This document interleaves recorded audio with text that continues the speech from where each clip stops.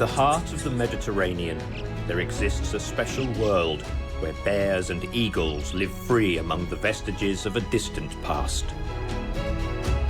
It is a veritable treasure trove of biodiversity that, from the Alps to the islands facing Africa, is home to riches of inestimable value.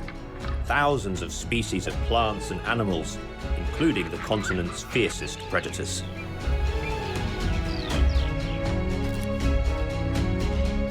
This is Italy.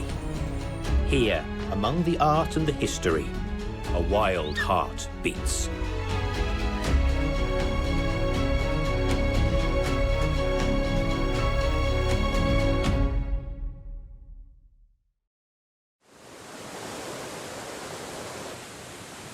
From the rocks of Valnerina in Umbria, the green heart of Italy, the Velino stream joins the Nera River.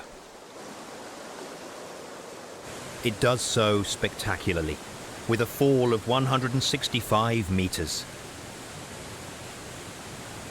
The Marmore Falls, one of the highest waterfalls in Europe, attracts visitors from all over the world. The waterfall is not only an evocative element of the Italian landscape, but also the location of an involuntarily man-made experiment in biological evolution, one that has now got out of control. The invasion of the River Tiber by the killer crayfish.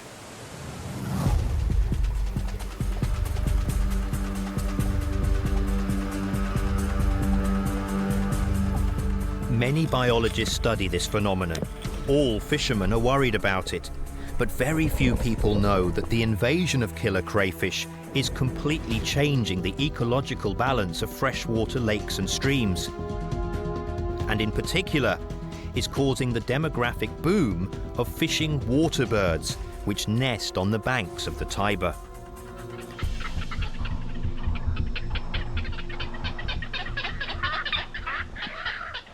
Killer crayfish are alien creatures. They do not belong to the indigenous fauna of Italy and Europe. Birds do not care about that. They have just learnt the art of crayfishing to survive.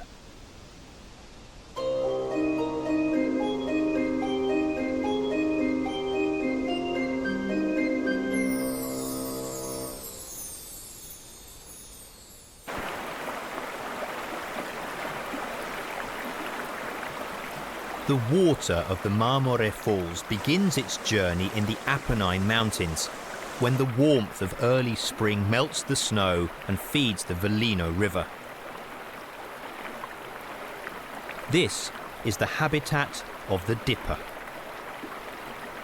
The water is freezing cold, but the dipper is very busy. It is looking for caddisflies, aquatic insects that live among the rocks on the riverbed and try to protect themselves inside a case of pebbles. But the dipper knows how to flush them out, and especially how to locate them, even without the help of a mask.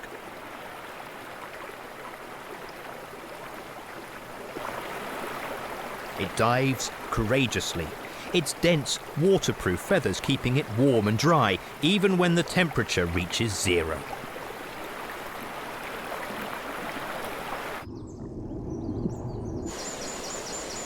This pair of dippers' nest is in a small, mossy cradle attached to a rock overhanging a small waterfall. It is a place safe from any terrestrial or airborne predator.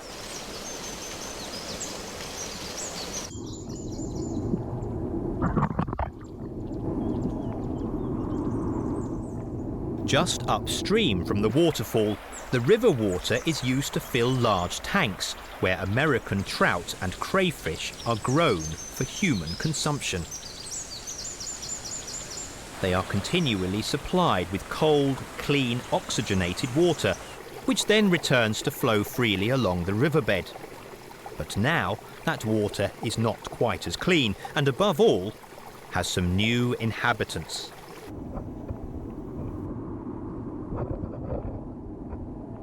A system of nets is supposed to prevent fish and crayfish from ending up in the water. It works most of the time, but not always. Some crayfish manage to escape and establish themselves in the river.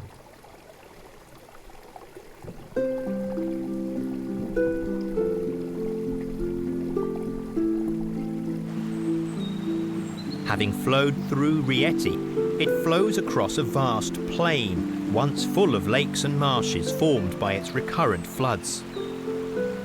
The ancient Romans, always looking for land to conquer and exploit, came up with the idea of cutting through the mountain and sending the water of the Velino River below into the Tiber through its tributary, the Nera. The stuff of science fiction? Not at all.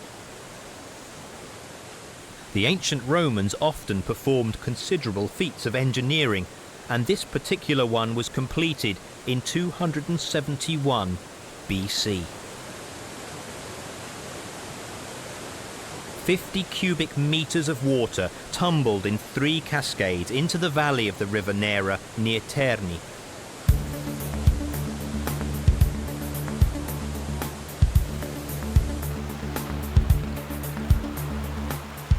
The waters are home to some crayfish that have brilliantly handled the 165-meter plunge thanks to their protective shells.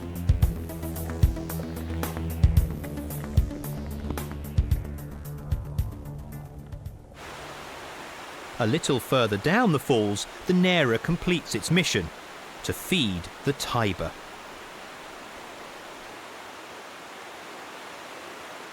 The Tiber is the 3rd longest river in Italy. It rises in the northern Apennines and flows for about 400 kilometers through Tuscany, Umbria and Lazio.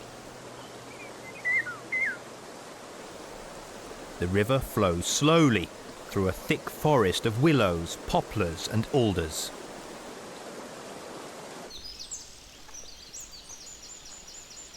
And a thin strip of trees and shrubs along the banks, because the rest is cultivated fields. The environment has been much altered, crossed as it is by the highway, but it is no less rich in wildlife for that. Hunting has been banned for years, and the animals have understood this. The deer that usually take refuge in the dense woods of the hills descend into fields on the banks of the river as far as the hedges and trees growing on the shore.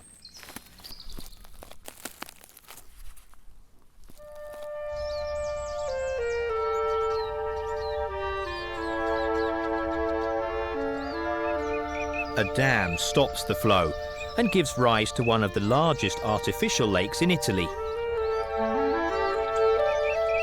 Lake Alviano. Unlike many other basins created for hydroelectric purposes, Lake Alviano is shallow, has gently sloping banks and is relatively wide, making it a mini Amazon in the heart of Italy.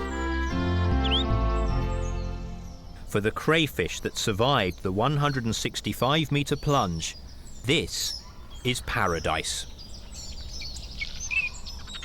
The crayfish feel as if they have returned to the swamps of Louisiana and Florida, where their ancestors were caught before being imported into Europe half a century ago. In the muddy bottoms of the puddles, they can hide and look for food. It is a much more favourable environment than the rapid Velino River, where they had to fight against a swirling current.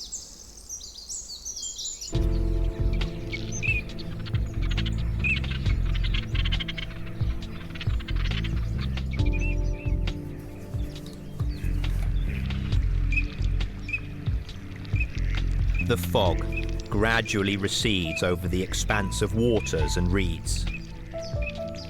The birds seem to pierce the dense mantle with their calls.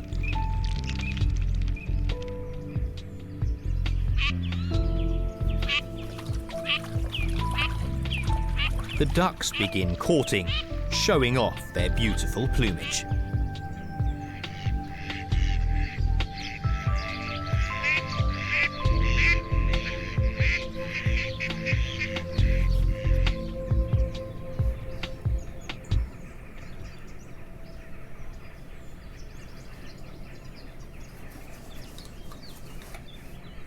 The Garganets still have a long way to go, but in the meantime, the males fight for the favours of the females.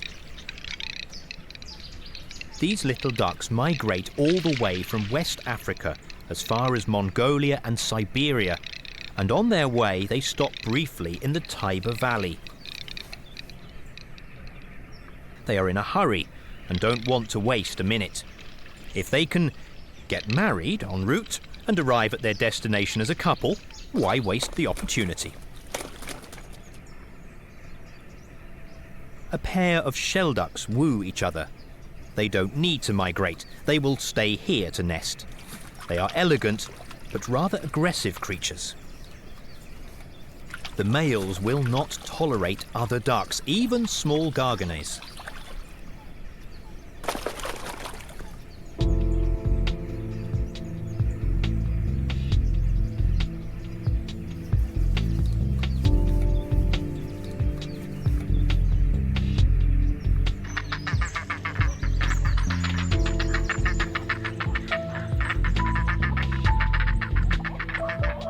Among the herons, the first to nest are the grey herons. The snow has not yet melted on the Apennine Mountains, and there is still no sign of leaves on the trees. The colony is already established, and various couples are engaged in the early stages of reproduction.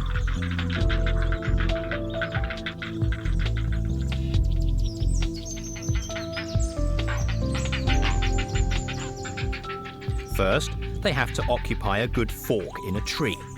Then restore last year's nest or build a new one.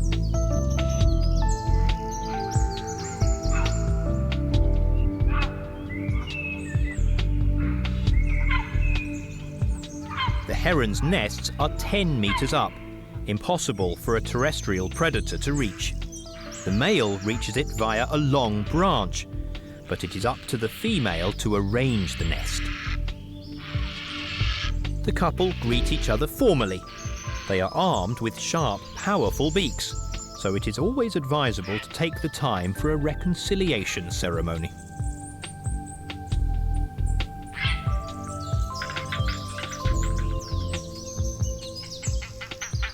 Nearby, another female is hatching her eggs. She doesn't move, checking out what is happening around her. For over a month, she will be sitting on the eggs during the day, getting her companion to take her place occasionally.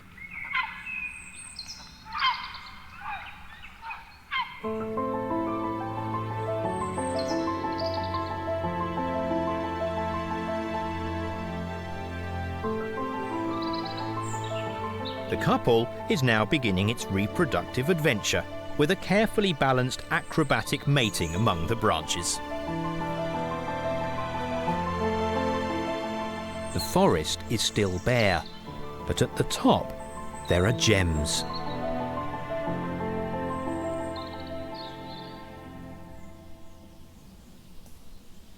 Small moths swarm around the first leaves. These are green longhorn. The males with their very long antennae are looking for females.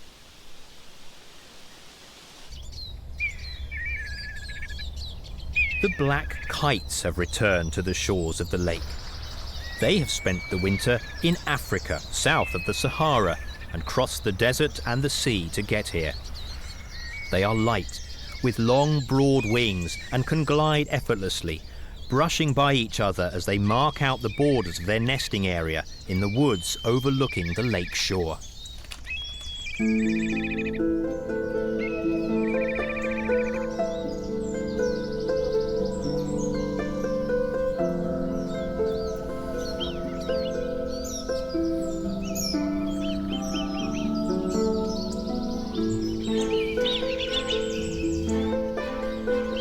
Now the couple starts their courtship in the poplars.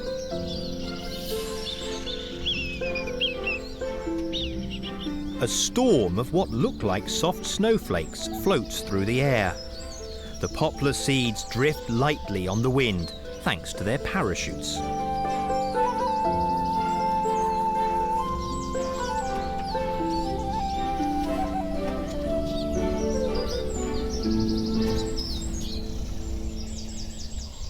The penduline tit has taken advantage of it to build its soft hanging nest, a small masterpiece made of poplar fluff.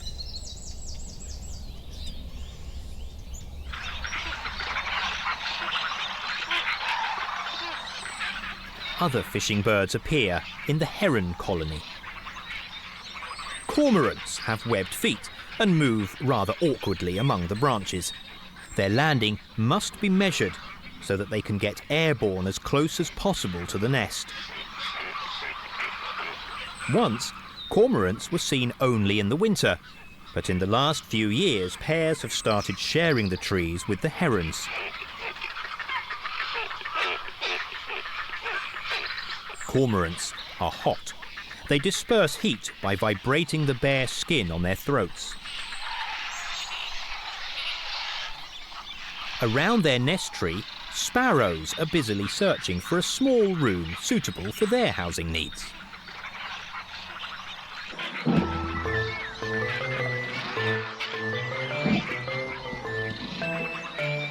From the top of the trees falls a continuous rain of guano, a concentrate of natural chemical compounds that fertilizes the water and the soil, encouraging an explosion of life that has its roots in the fertile silt on the ground.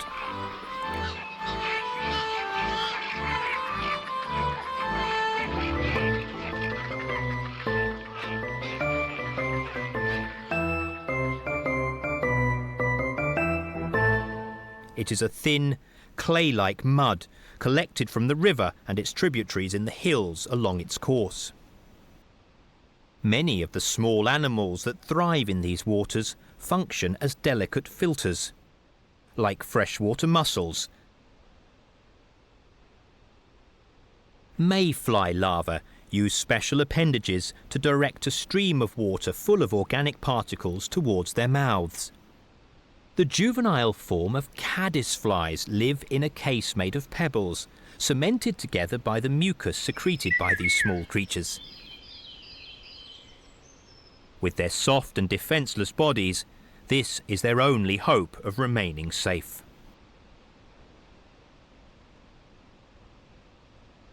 These pools contain thousands of mosquito larvae, but few will become adult mosquitoes, because if there is one creature that is helpless and enjoyed by aquatic predators, it is the mosquito larva.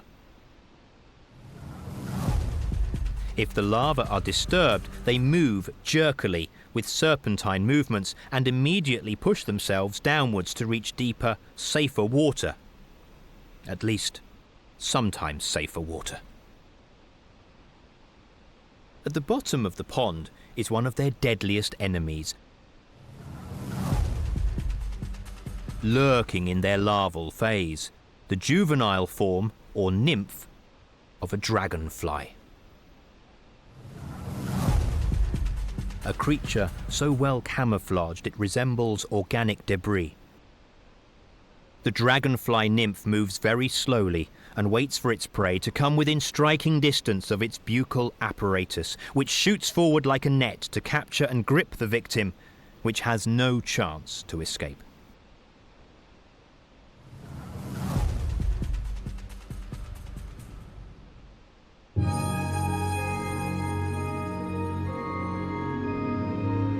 Other predators operate on the surface. Very skilled at living where water and air meet are the boatmen, from the order Hemiptera, which also includes cicadas and green vegetable bugs. Like cicadas, they too have a buccal apparatus made to suck liquids, but in their case it is not the sap of the trees, but the vital fluids of a victim.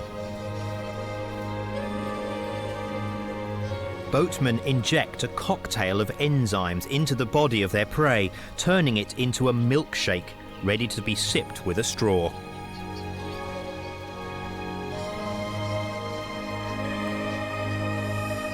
The crayfish are literally swimming in a soup of potential food.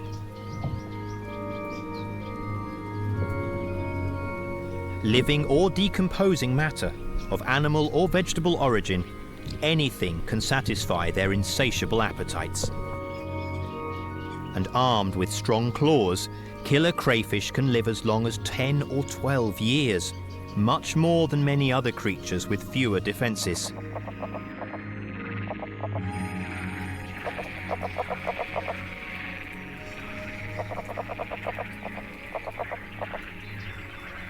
A group of egrets has found where the newts have come to reproduce and where the larvae of these amphibians begin to develop like small fish with legs.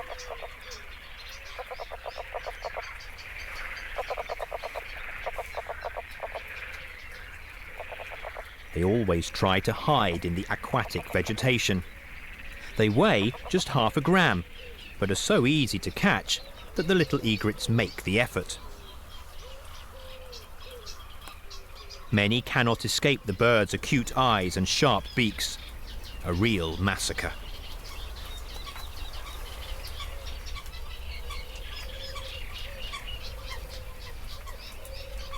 The little egrets keep their distances. Each specimen occupies and defends a small fishing or rather hunting ground. The denser aquatic vegetation helps the newts to hide, but the little egrets have found a way to flush them out.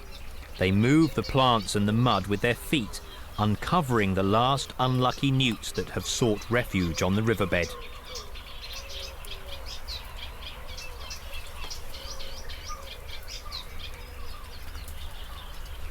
Of 1,000 tritons, perhaps 10 will survive, the minimum needed to ensure the continuation of the species in the year to come.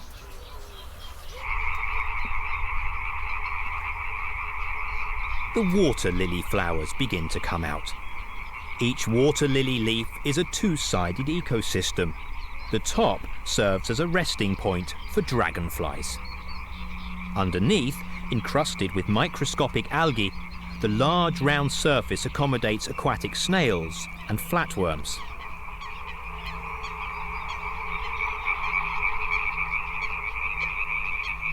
Flatworms are organisms of great biological and evolutionary interest for their ability to regenerate.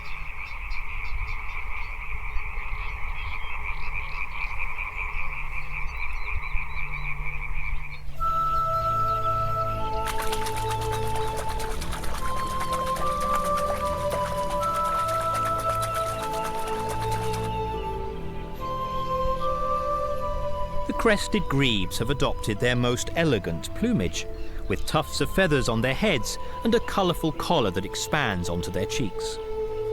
The couple renews its bond with the penguin dance, so called for the upright position taken by the two dancers. They approach each other and offer aquatic plants that will be used to build the nest. Then they ceremoniously shake their heads to show off their collars.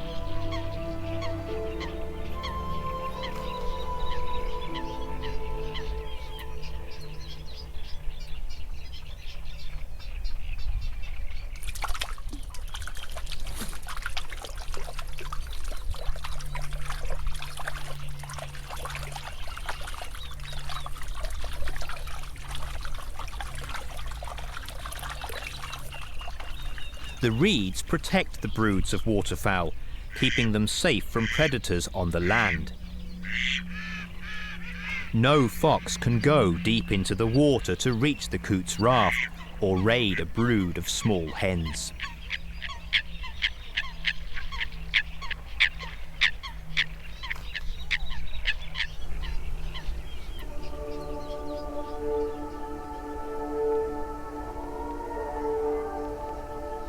The masses of insect cocoons open up, aquatic in the larva state and aerial when adults. The buzz of millions of wings becomes as strong as the roar of a distant plane. Chironomids, tiny mosquito-like lake flies, although fortunately not bloodsuckers, swarm en masse at sunset.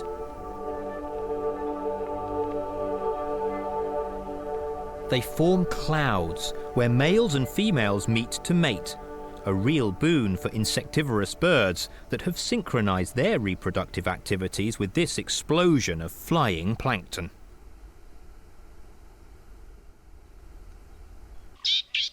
A pair of reed warblers builds a nest suspended among the reeds. They have arrived after a very long flight. They come from tropical Africa.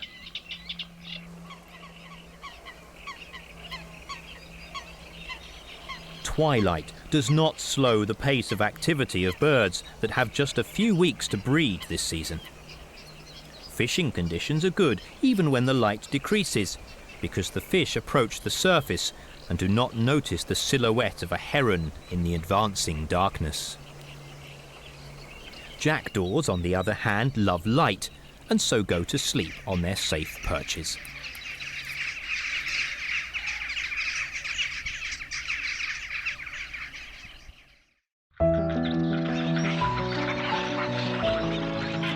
The water, carried by the river, fed by the snow that melts in the mountains, has submerged the base of the trees and created a maze. Herons have established their colony in its innermost, inaccessible heart. A few years ago, this forest was almost silent, and there was not even one couple with a nest. Today, there are thousands of them.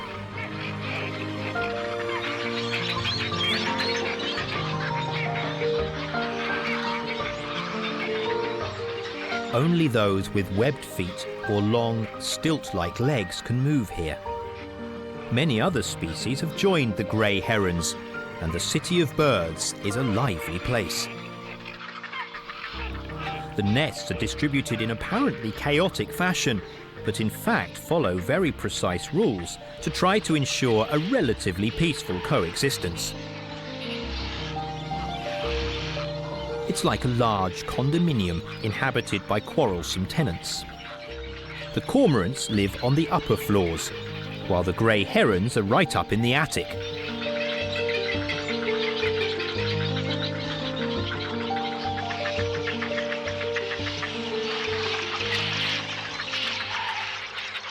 The spoonbills occupy the ground floor.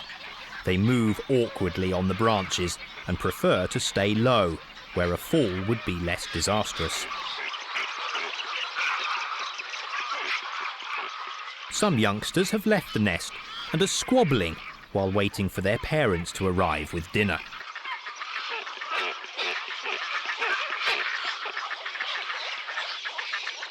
Thanks to the many numbered rings on their legs, put there by ornithologists in various European colonies, it has been possible to reconstruct the journey that led them to settle on the banks of the Tiber.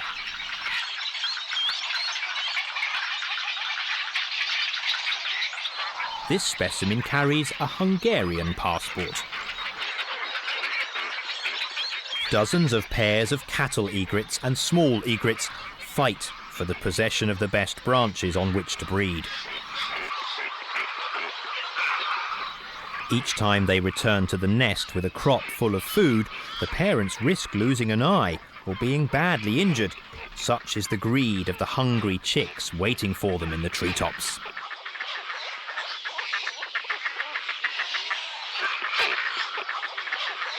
Eating is a matter of life or death for the baby egrets and the growing little egrets, and siblings fight with no holds barred 20 metres up in the air.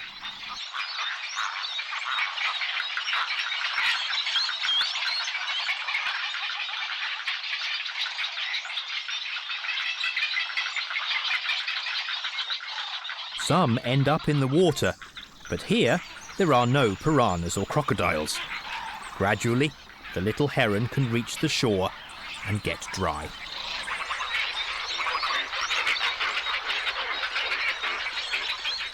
This is when they need the most food. Each chick consumes as much as an adult, if not more, and because each brood is composed on average of 3 chicks, the impact is multiplied. A hungry population has an impact on the resources offered by the waters, the reeds, the expanses of water lilies and Potamageddon. Tons of fish, invertebrates, frogs and other aquatic animals end up in the capacious stomachs of an army of fishermen. Each has a particular fishing technique, a restricted catch area and a specific prey.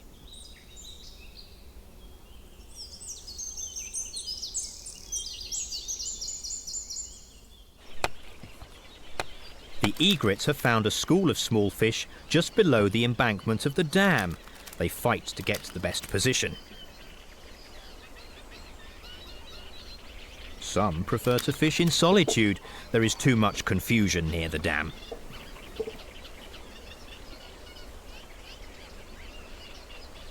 This one has found a small frog among the leaves of the Potamogeton.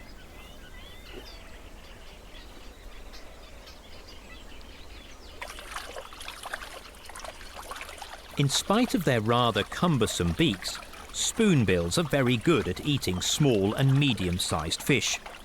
Some crayfish can end up amongst them.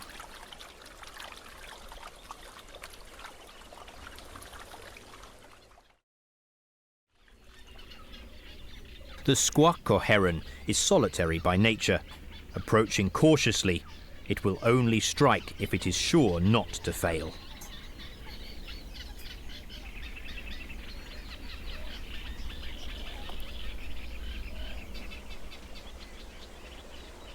Pygmy cormorants fish in the shallow waters among the vegetation. They look underwater, searching for crayfish, their favourite prey, which hide very well in the mud and among the plants. Night herons go fishing at night and spend the daylight hours almost motionless on the branches of the tree or in the water.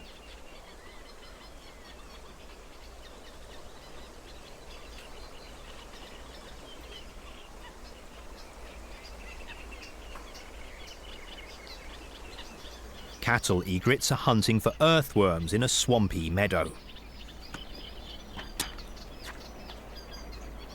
Unlike larger herons, these show a marked preference for invertebrates, as do black-winged stilts, relatives of snipes. Thanks to their long legs, they can go into the high water to capture anything that moves between the aquatic plants. Black-winged stilts lay their eggs in a small pile of plants and mud directly on the ground. They are exposed to many risks, but they vigorously and loudly defend the airspace around their nests.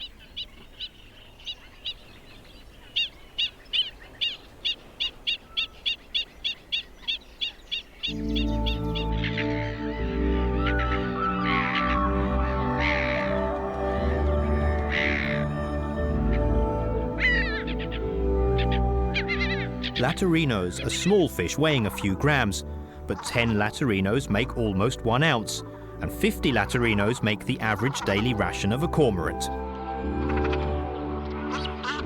The cormorants fish in groups, pushing the shoals of the fish to the bottom, trapping them between the banks and the open water with their bodies.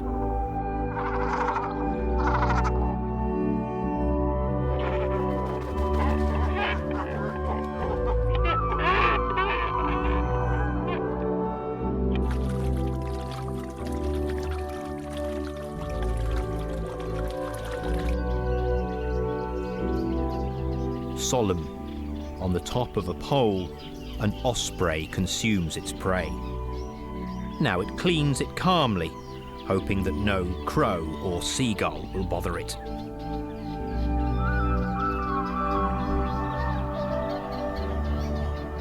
Everyone, big and small, goes fishing. A kingfisher has timed its dive perfectly.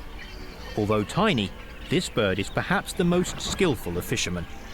Out of 100 attempts, it misses no more than 10.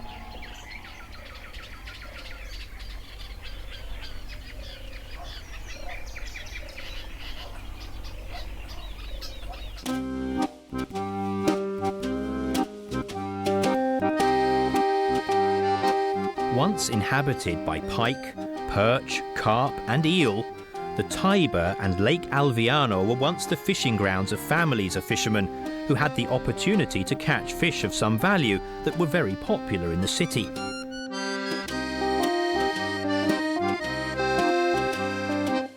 Then, at the end of the last century, the ecological balance was destroyed because the river and the lake were invaded by exotic fish, true aliens, imported to meet the demands of fishermen without the slightest concern about what might happen. The indigenous species have disappeared thanks to the alien species, and because they are of no commercial interest, no one catches them anymore.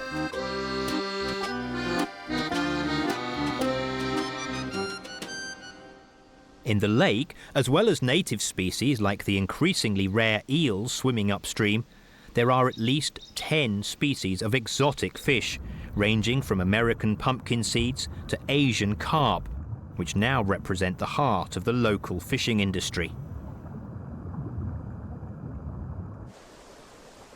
Large koi carp, with their incongruous reddish-orange colouring, swim alongside American terrapins. American terrapins are now common. They are very good swimmers and emerge from the water only to sun themselves. Whoever once kept them in small tanks at home had no idea how big they could grow.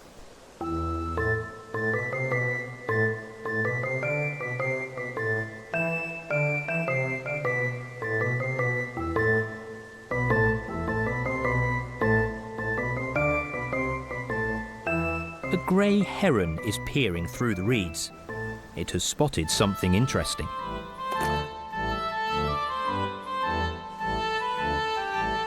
It has caught a catfish, an American species. Another hit.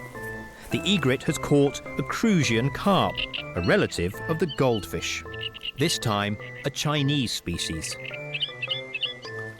A little grebe emerges with a mosquito fish in its beak, a small fish of North American origin. The alien fish have increased dramatically and have become the food of herons, cormorants and spoonbills. But the demographic boom of these birds is thanks mainly to the American crayfish, the ancestors of those that survived the plunge from the Marmore Falls.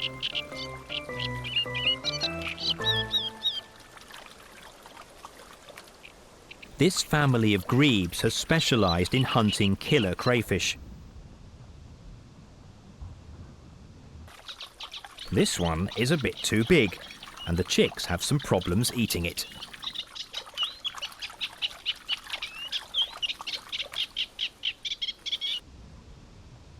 The alien crustacean that has invaded the rivers and lakes of Europe has found something able to keep it at bay.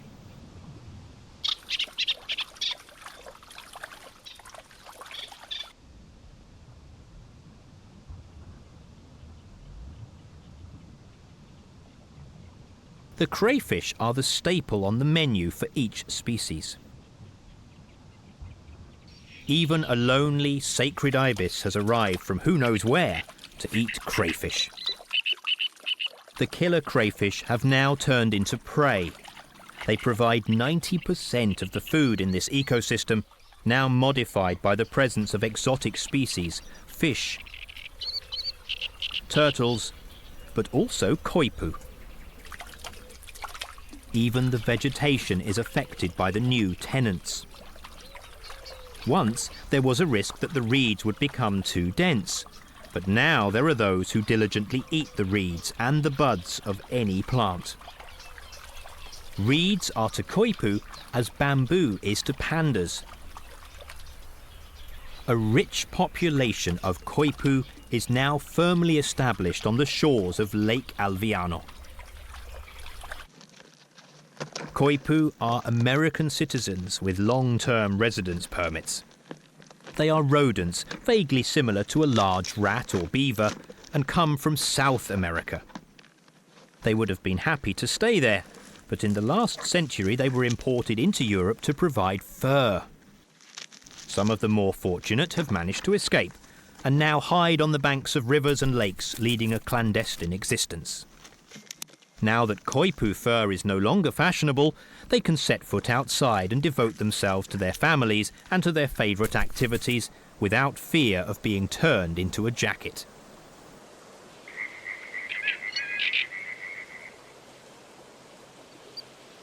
koipu reproduce rapidly, and today there are millions across Europe. They are beginning to have an effect, destroying aquatic vegetation, eating crops, and digging deep burrows that undermine the banks of lakes and rivers.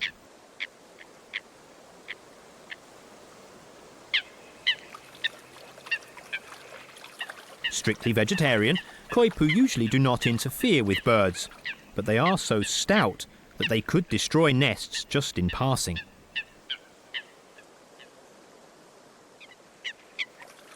Females can give birth to litters of as many as 10 or 12 young, but usually they are smaller, and they treat them with great care and attention.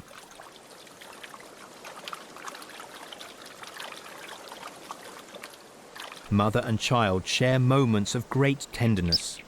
Who said rats, even giant ones, cannot be affectionate?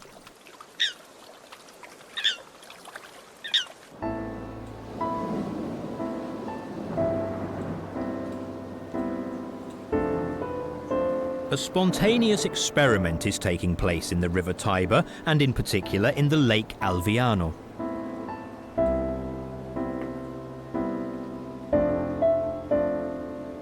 The lake is a globalized ecosystem, an anticipation of what could be the future of many environments around the world, which have been gradually conquered by a handful of adaptable and intrusive alien species that hunt indigenous species but also cohabit with them, establishing a new and complex network of ecological links.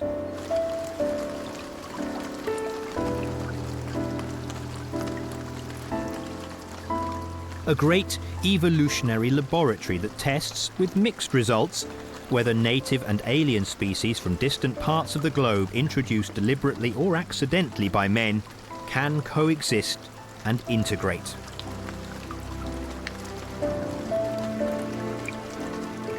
In this great experiment of globalized biodiversity, although the actors have changed, the law is always the same: eat or be eaten.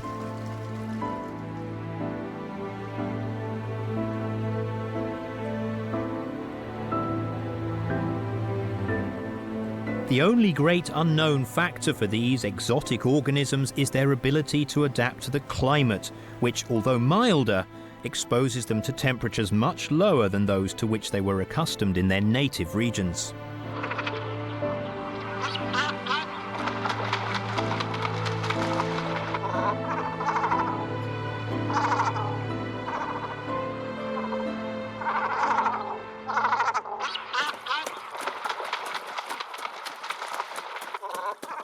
Flocks of cormorants invade the lake, adding to the residents who are suddenly overwhelmed by northern migratory birds.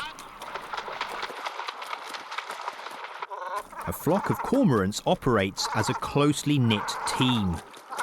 They have decided to fish in a body of water.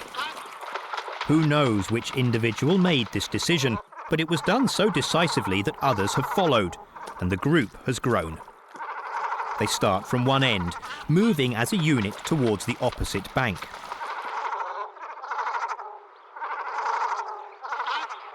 They dive and emerge with almost perfect synchronization. Their sharp, hooked beaks catch fish that cannot escape.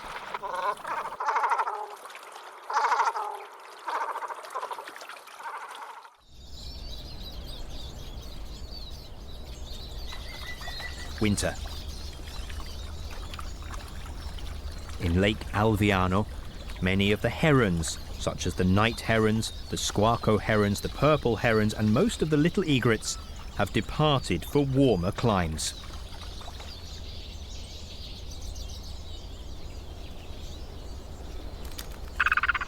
On the other hand, the population of great egrets, stately hunters operating in the high waters but also sometimes on land, has increased tenfold.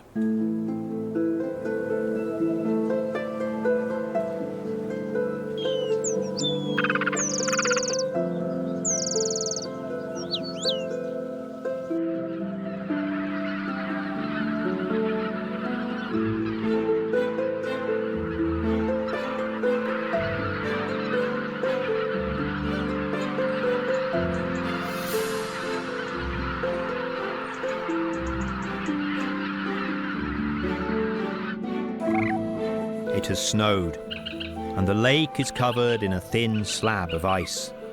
There is not a sign of frogs or tortoises. The bittern chooses this season and the last hours of daylight to go fishing for crayfish. It searches carefully in every corner of the bank. The crayfish and other exotic species that have invaded the Tiber fear the cold. They come from tropical climates and have no experience of snow, let alone ice. So every year they face winter by hiding in the mud and in the earth. Yet they are destined to overcome this environmental challenge thanks to ongoing climate change.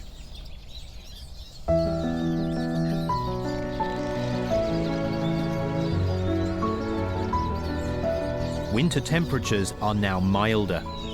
Cold and snowy winters are rare, and ice only lasts a few days. The descendants of the koipu and crayfish have been increasingly selected to withstand moderate waves of frost, and so you can be sure that the Tiber and its lake will look more and more like a tropical waterway, and killer crayfish and American turtles will no longer struggle to survive. We need to prepare for a future of cohabitation with the aliens. The river of the ancient Romans has taught us that a new coexistence is possible.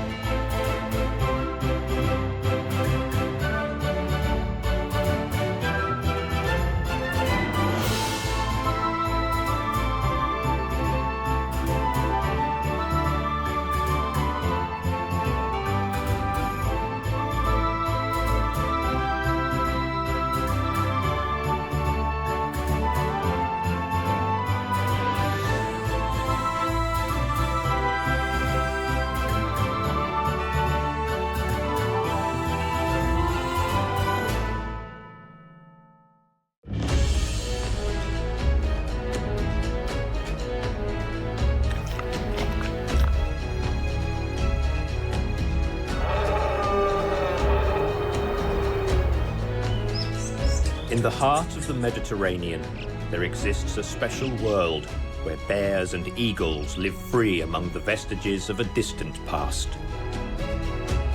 It is a veritable treasure trove of biodiversity that, from the Alps to the islands facing Africa, is home to riches of inestimable value. Thousands of species of plants and animals, including the continent's fiercest predators.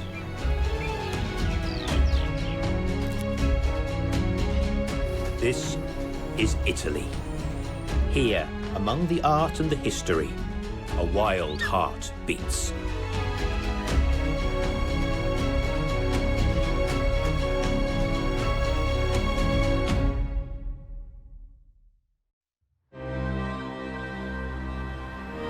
Like a bridge between Europe and Africa, the Italian peninsula is one of the most important bird migration routes across the Mediterranean. A path that millions of migratory birds follow, so that the population in Rome doubles in a few days. Every autumn, the sky is obscured by clouds of starlings arriving from northern Europe to sleep in the city's tree-lined avenues and parks. For a few months, they create havoc in the city's already chaotic routine. Someone tries to take them on using all of his extraordinary aerial skills. A patrol of winged predators turn the skies of the city into a theatre in which to demonstrate their acrobatic hunting skills.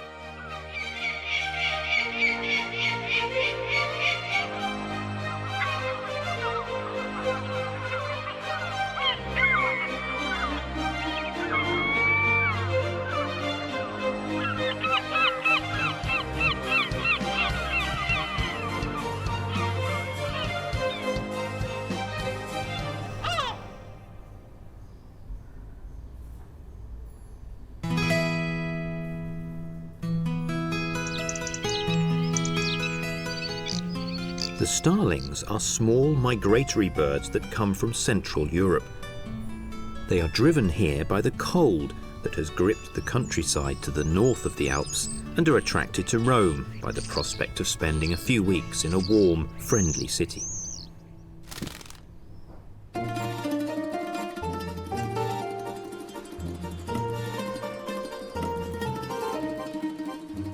After spending the day in the countryside around the metropolis, looking for food among the olive trees and crops, they begin to fly over the buildings and streets, ever lower.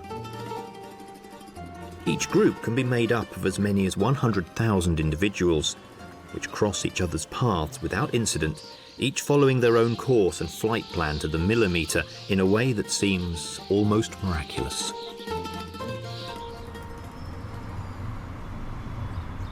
Starlings are gregarious birds. They like to travel together and stay close to each other, to keep warm and feel safe, and above all, to exchange information about the best places to find food.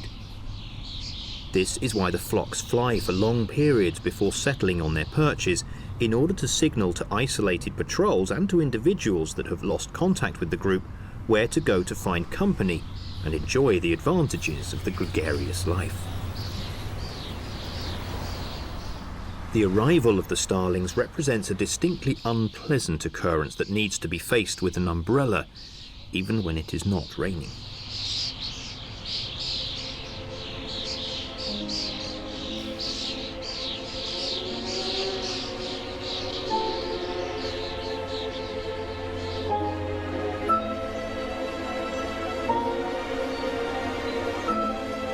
Starlings represent tons of food, literally manna from heaven, for winged predators such as falcons and gulls, which use a variety of hunting techniques to take advantage of the noisy mass of bodies that clogs the skies of the city every evening.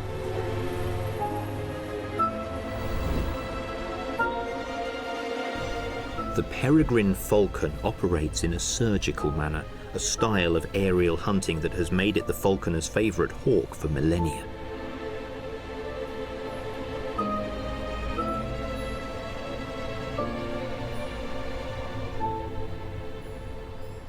The male weighs a third of the female, just 400 grams, but for both sexes, a starling is worth an evening's hunting, conducted mainly over the impressive dormitory that has established itself in the cypress trees and pines of the cemetery of Rome.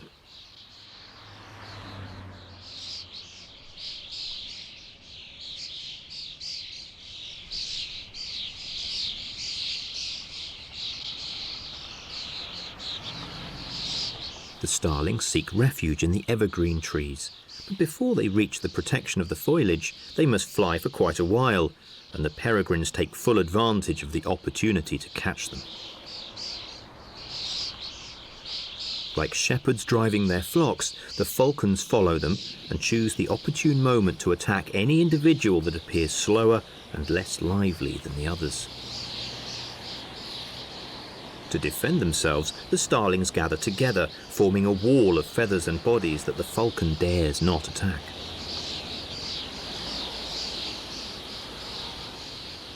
With sudden aerial maneuvers, always maintaining the group's unity with perfectly synchronized movements, they confront the hunter with an indistinct mass that is difficult to attack, above all because it is very hard to identify the weakest specimen among the 10,000 bodies and 20,000 wings.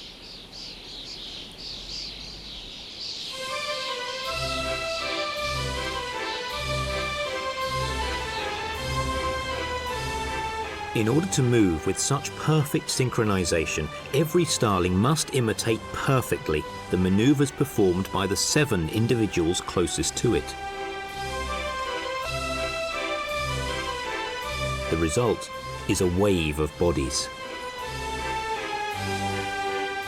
But before it gets dark, the hawk will have isolated a specimen, one that is slower and less agile than the others, and its fate will be sealed.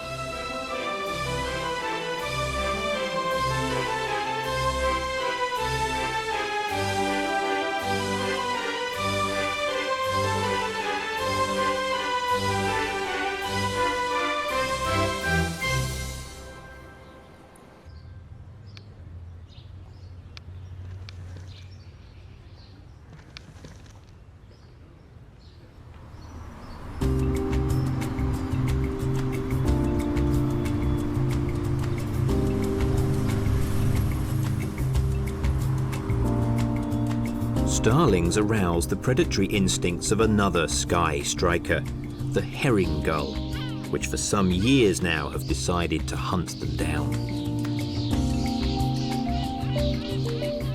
They are not skilled predators like peregrines. They do not have claws to grab the flying starlings, but they can rush headlong into the group and strike out blindly with their sharp beaks and wings, trying to bring down the smaller birds. It is a game of skill. The starlings are more skillful, but slower. They can only save themselves by swooping down into the trees and sheltering in the branches. But if they perch too high and in view, the gulls may sweep down and try to hit them. The crows look on without intervening. They do not have the speed, strength, or long, wide wings necessary to hunt birds in flight.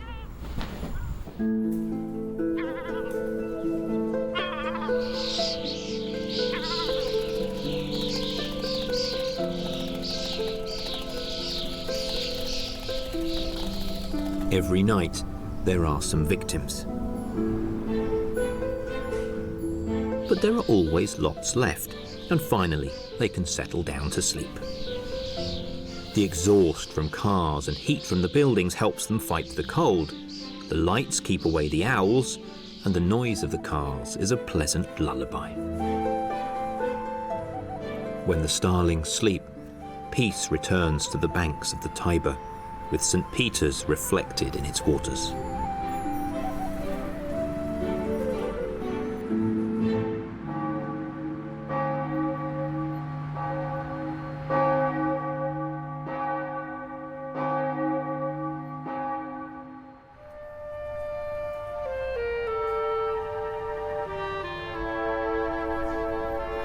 Birds have always held a special place in the history of Rome, ever since they indicated the place where Romulus should found the city.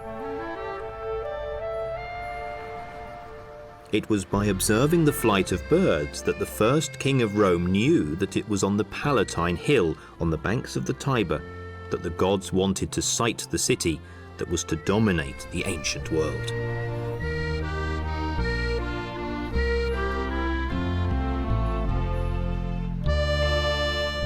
Here, every stone is witness to centuries of history, at least 28 if we respect the tradition that Rome was founded in 753 BC by Romulus and Remus.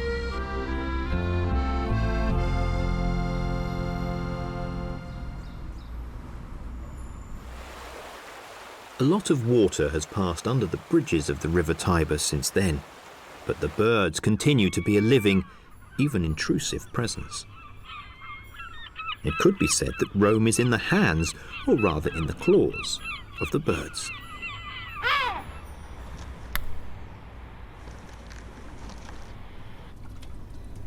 Among the hundreds of different species that live more or less regularly in Rome, these three birds compete for the title of rulers of the city. The most annoying and spectacular is definitely the herring gull. Its scientific name is Larus cacinens, which means laughing gull. Weight 1,200 grams, wingspan 1.5 meters. Special weapons, sharp beak, great wingspan, webbed feet.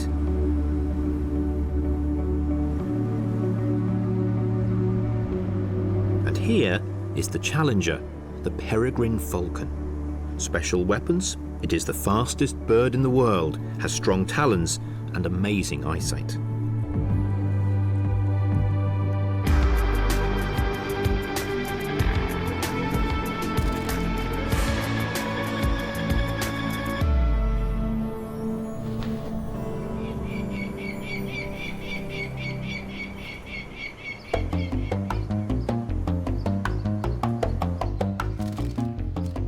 Now we come to the third city striker, the hooded crow, Corvus cornix, a lightweight when compared to the gull, barely 500 grams, wingspan 90 centimeters, special weapons.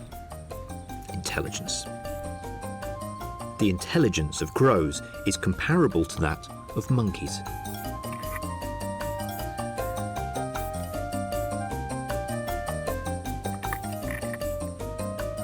If it fancies a drop of wine left in the bottom of a glass, a crow understands that it must turn it over. A dog, without an appropriate training, would never get it.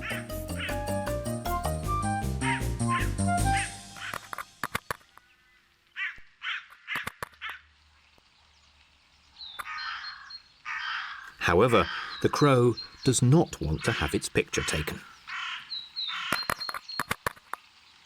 3 birds in black and white, absolutely colourless. But no, look closer. The herring gull sports a beautiful yellow bill with a red tip. The peregrine falcon has yellow legs and a beautiful blue ash-grey mantle. And the crow? There is nothing to be done. It is irredeemably grey and black. They are very different, but they also have much in common. The reason why in recent decades these 3 species have invaded Rome are the same. They have chosen to live in the city because food is abundant. Indeed, we will witness a fight to the last feather that will in the end decide which of them will eventually take over the city.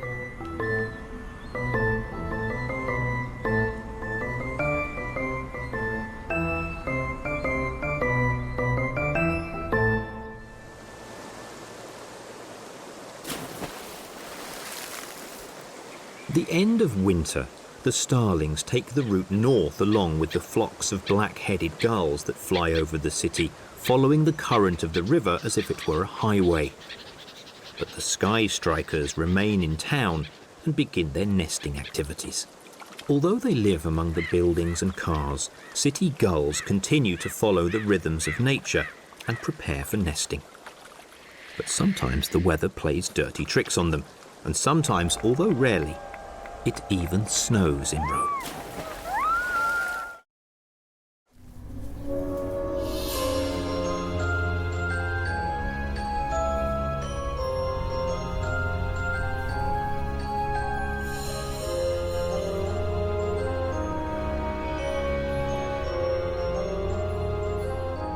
It has been snowing all night, and in the morning, it is as if the city has gone into hibernation. Poorly equipped to face the snow with vehicles without snow chains and tyres, most Romans have stayed at home. Schools, shops and offices are closed. The city is like a ghost town, completely in a daze and unable to react.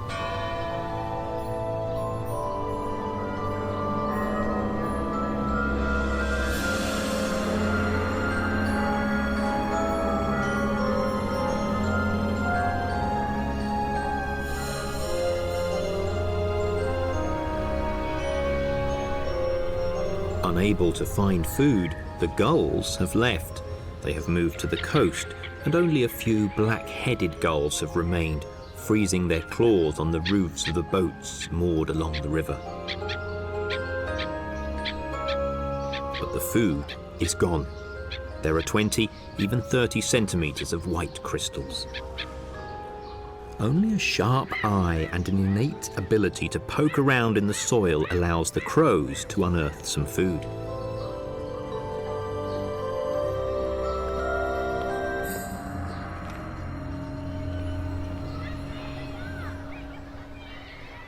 In the snow, you can find the rarest and most endangered bird in the city. Here it is, the house sparrow. Once extremely common, today so rare that it is in danger of extinction.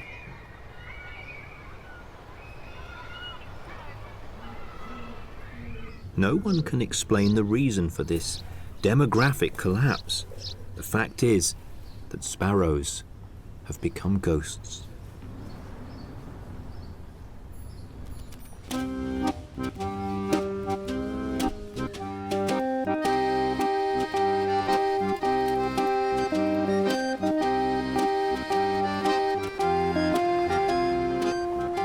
For the gulls, the crows and the peregrine falcons, as well as the many other species of birds that live in the city's park, the nesting season begins.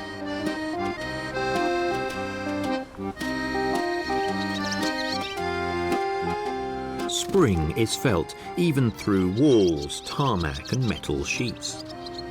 It creeps up on the parks and avenues, in the flowering of plants, exotic and familiar, in the many small daily events that are common in the countryside, but here always leave one pleasantly surprised.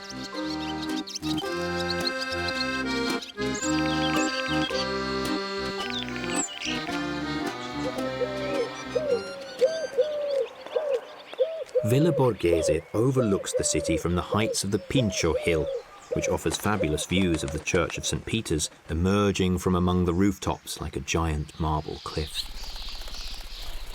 In spring, bushes and trees display nature's very finest colours for a few days. Almost all the starlings have left, and there are only a few nesting in the city and performing their multilingual trills.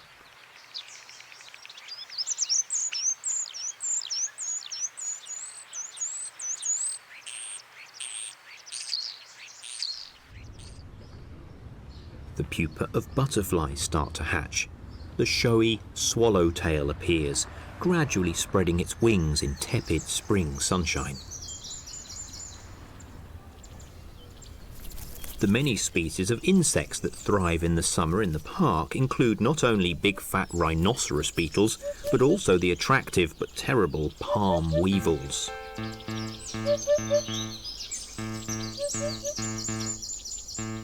These beetles, an alien species accidentally introduced from Far East Asia, have affected the various species of palms in the city's parks, killing hundreds of the specimens that for decades have softened the appearance of the city.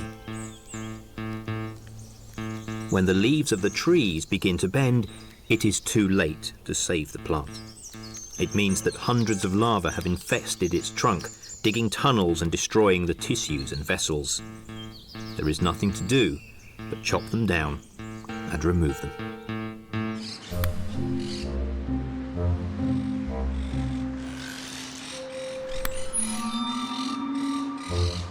The city is full of exotic plants from the furthest corners of the globe. Pomegranates from Asia, palms from Africa. Exotic trees attract exotic birds. These parrots are free. Rome has been invaded by parrots, in fact by two different species. Ring-necked parakeets are of Asian origin, and although they too probably escaped from some aviary, there is the remote possibility that they just flew in from the Middle East. They nest in the hollows of tree trunks individually, but come together to feed from trees bearing their favourite fruits. They look exotic and amaze and surprise Roman citizens, but little by little they are becoming perfectly integrated with the other inhabitants of the city.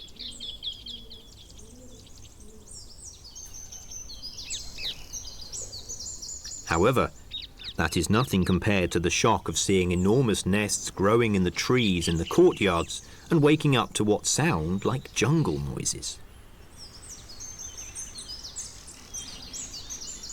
Monk parakeets nest in cedars and other large trees. They build colonial nests of twigs and pine needles constructed rapidly by chattering green and grey birds that swoop down to the ground to eat seeds and, if they get the chance, to pinch the food of the animals in the nearby zoo.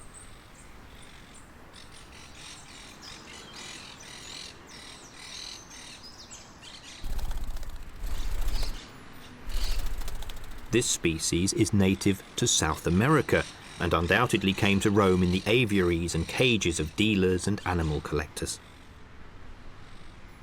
Sometimes ring-necked parakeets fly down to eat on the ground and, moving with a waddling gait on their short legs, go in search of seeds that have fallen among the gravel of the park.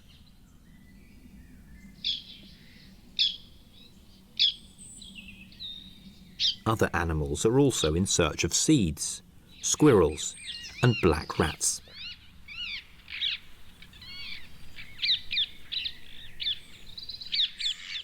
The squirrels are not reddish like their alpine and European cousins.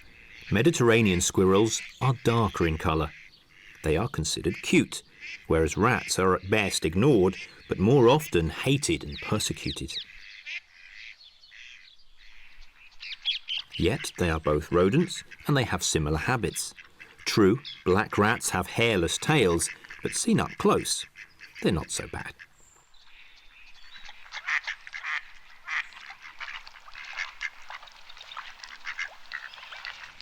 Birds are busy looking after their young. It is the trickiest period of their existence, and each pair is trying to build a nest in a safe place.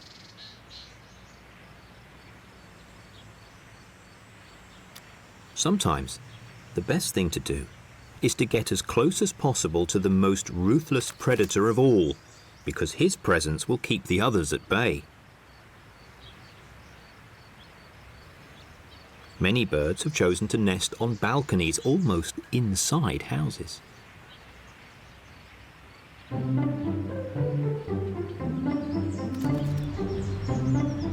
This hoopoe has made its nest in a wall of tufa, a light, porous stone also used by the ancient Romans.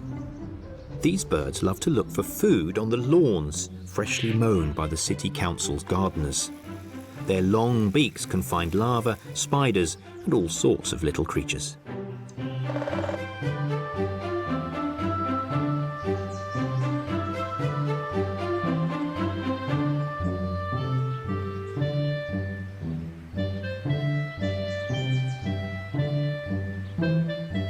The great spotted woodpecker has grown accustomed to nesting close to people and is not greatly bothered by their presence.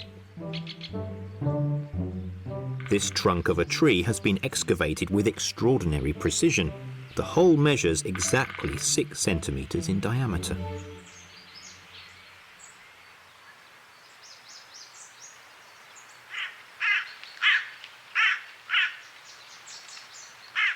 The ducks that nest in the park's lakes need 100 eyes, because these marauders keep them under strict surveillance, encircling, trying to bother them and steal their eggs.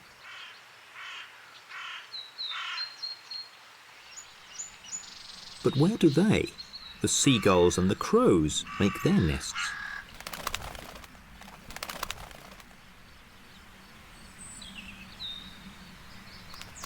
Crows nest in the tallest trees.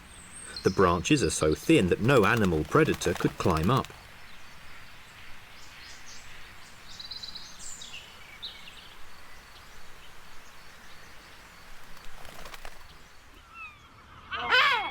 Gulls nest between the tiles and the capitals of the old city, where there are plants that provide suitable material for building nests, which are not always placed away from prying eyes and the interference of human beings.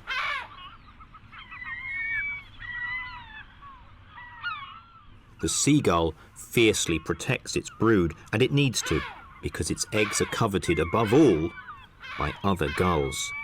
Cannibals who do not distinguish between the eggs and chicks of their own species and those of other birds.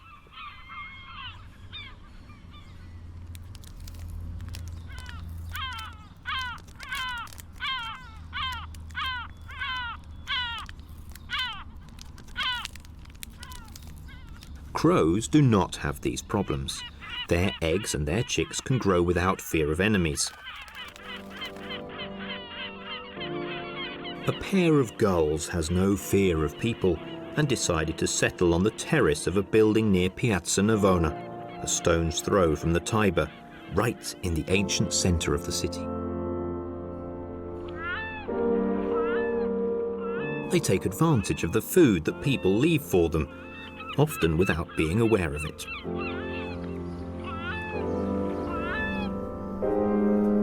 The peregrine falcons occupy various high structures among the city's ruins, which remind them of the rocky walls usually inhabited by pairs who live in natural environments on sea cliffs or in the mountains.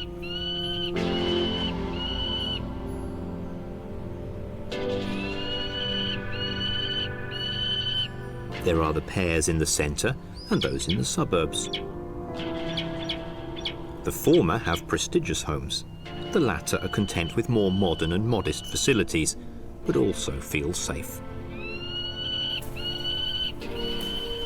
The falcon does not fear many enemies and has chosen a dominant place, a water tower where it can nest 40 feet up, as if on top of a seaside cliff.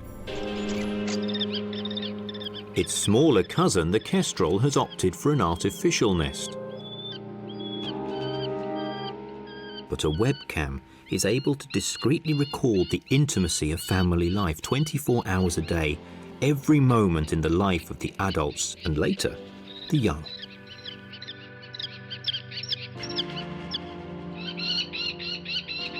In recent years, the peregrine falcons have increased, while the population of the small kestrel decreased. They are weaker. They could even be the victim of the bigger and stronger raptors.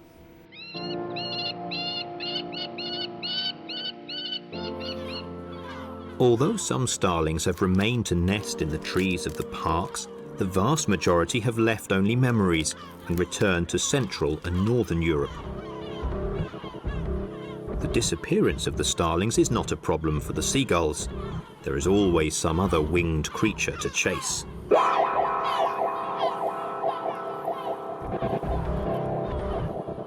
This time, their prey are bats.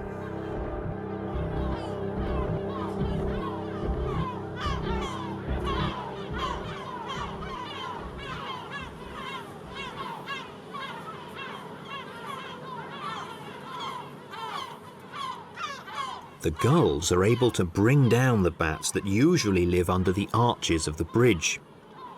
Just 20 grams of food, a bit difficult to get down, but lots of bats make a complete meal.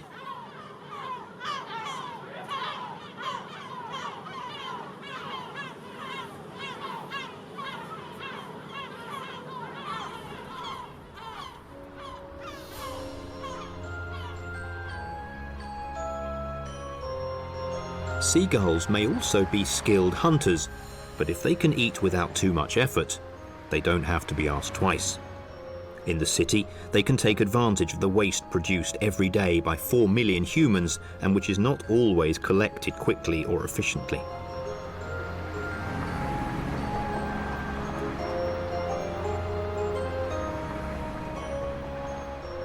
As much as we try to collect the rubbish from the bins and recycle it, in a big city, a few sacks will always be missed by humans, but not by animals. A band has learned to open the bags of garbage deposited on the street, waiting for the refuse collection service to pick them up.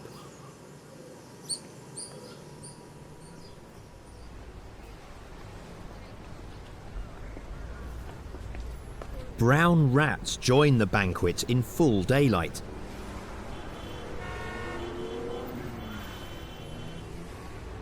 All species seem to exploit peacefully the same food resource, but brown rats are on the menu of the gulls, which are the most efficient predators of these mammals in the streets and in the garbage dumps. For the peregrine falcons, the disappearance of the starlings is a problem, but they deal with it by concentrating on hunting the other prey that is abundant in the city: pigeons. Pigeons provide a lot of food, but they're not easy to catch because they have a darting flight pattern and keep low between the buildings specifically to escape the hawks.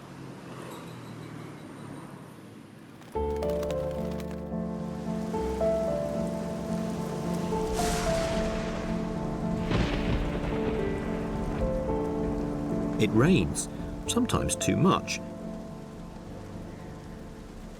The nest of the human-friendly pair has been washed away by water. Dismayed, the two search in vain for their eggs, which have fallen on the road 4 floors down.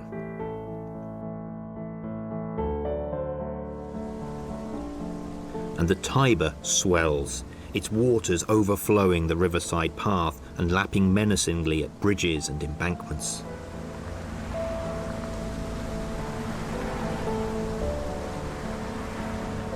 The fire brigade are on the alert. The height of the river is impressive, 7 meters higher than usual. Another 2 meters, and it will flow over the high walls erected to prevent the flooding that for millennia has been the Romans' nightmare.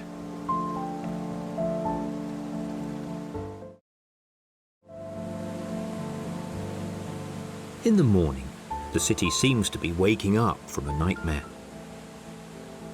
The Tiber is still very high, and the trees emerge from it as if washed there by the current.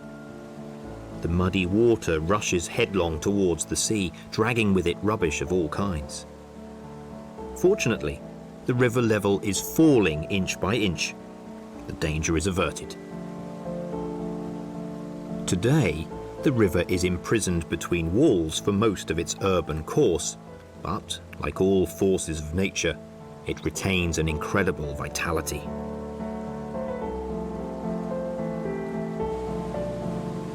The fish life in the river is very rich and is now largely made up of exotic and invasive species such as carp and catfish.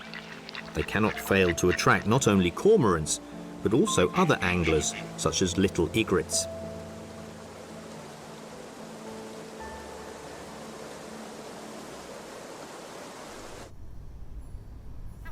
The storm has damaged some nests, but for most gulls, the great day has arrived. One fine day, we realise that the gull chicks have hatched. They peep out from beneath the soft feathers of their mother, small, but ready to make their way in life. But they have to be fed by their parents, who regurgitate partially digested food. Scientist Nico Tinbergen, one of the fathers of ethology, spent many years observing the lives of gulls, particularly their mating and territorial behaviour, the relationship between adults and chicks, and the innate and learned mechanisms that inhibit the aggression of a creature that is capable of being both a formidable predator and a gentle and affectionate parent. When the adult returns to the nest, the chick reacts instinctively at the sight of the parent's head, pecking at the tip of the beak and stimulating the regurgitation of food. The red mark on the tip of the adult's beak acts like a button on a snack machine. Just push it to get the food.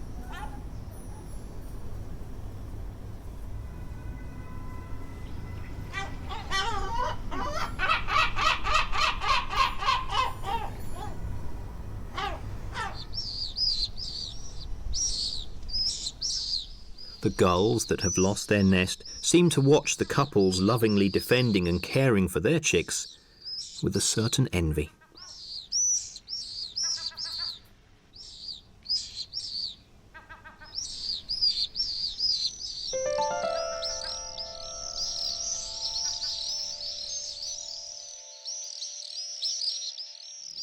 The last of the migrants has now reached Rome. Swifts come directly from Africa and occupy their nests under the roofs and in the cracks of the walls.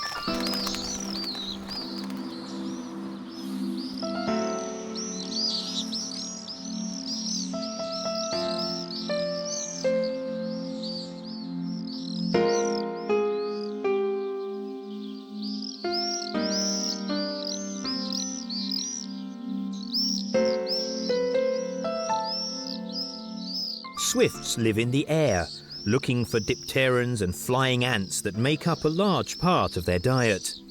They land in the nest daily, only to feed the chicks.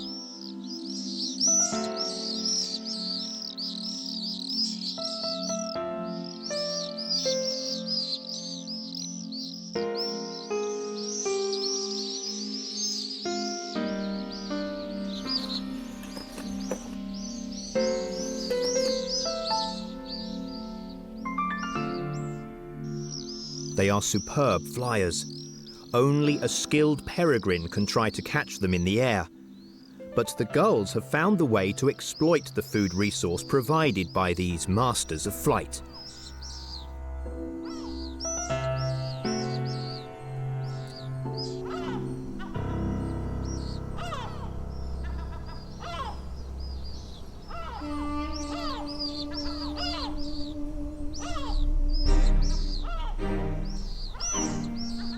They observe the movements of the swifts and wait for them at the entrance holes of the nests to capture them when they come out.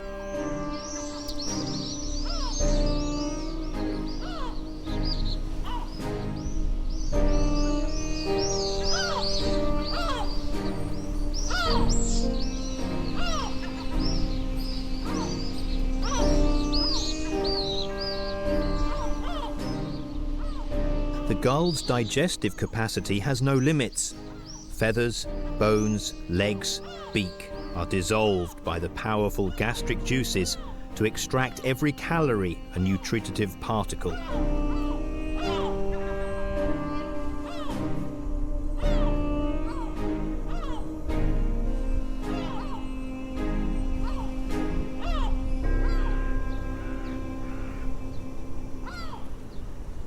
Summer advances, and the heat is infernal on the rooftops where there is not a trace of shadow.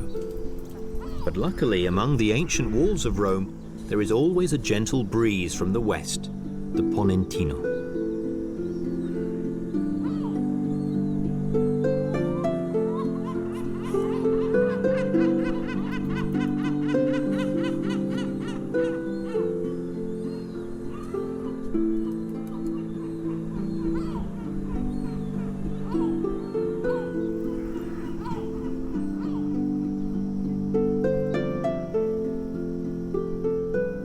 Young falcons stretch their long wings and practice flying before moving to the countryside in search of cooler air, birds, and silence.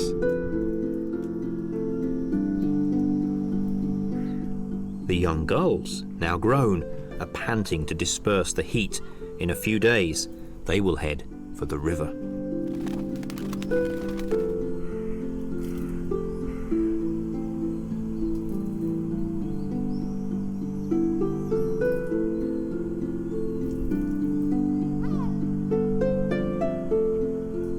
The pair that lost their nest during the storm has laid only one egg, but now they have been sitting on it for too many weeks. It won't hatch now. But one day, a miracle happens.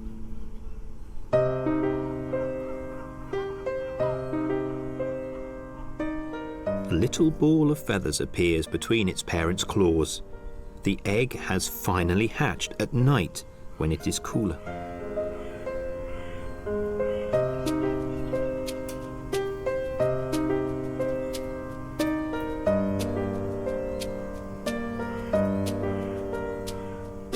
The couple are overjoyed. They guard it, watch it, and scream in alarm at everything and everyone. Just like an elderly couple who had lost hope of ever having children, they cannot do enough for their baby. Maybe it will grow up to be rather spoiled, but certainly it will be strong and robust.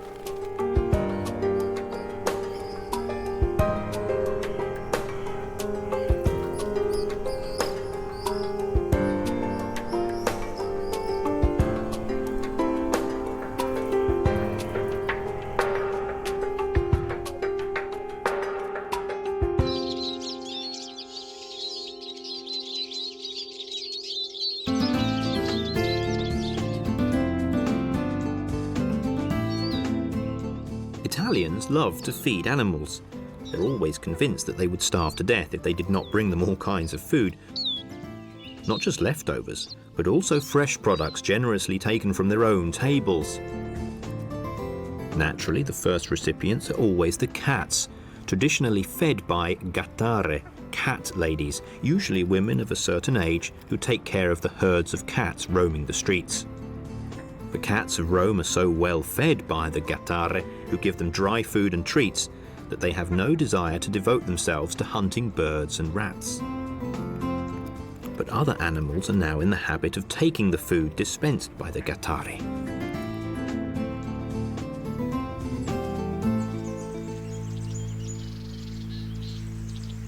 Cat ladies have become fox ladies in some streets on the outskirts of the city, where foxes, having avoided persecution by hunters and farmers, have completely put aside their natural mistrust and nocturnal habits to become as affectionate as dogs.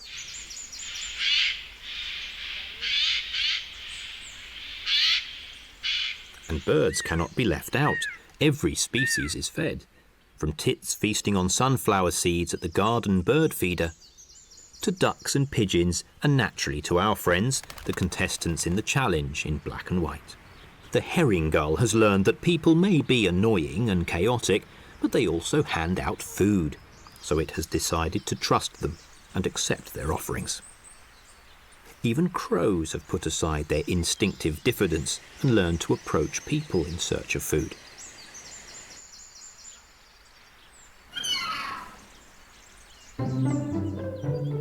This is how evolution works. The most intelligent and adaptable creatures take advantage of new circumstances. For them, the city is a laboratory of accelerated evolution, where the ability to change habits rapidly is absolutely essential for winning the challenge to survive.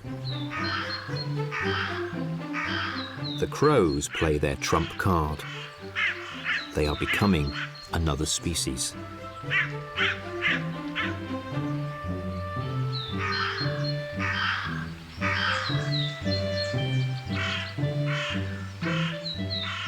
Their transformation has been radical. Not only have they changed their habits, they have also changed their appearance. Gradually, the normal grey crows are being replaced by black ones with white markings on their wings, which are invading the city, beginning with Villa Borghese. The new look is the result of a genetic mutation that natural selection considers advantageous. It seems that the mutant males are more attractive to females and therefore reproduce more. So before our very eyes, in the short span of a few generations, a new model is rapidly emerging, replacing the original and developing into a new species, the Roman crow. They will dominate Rome and its inhabitants, at least until a new bird drives them from the throne.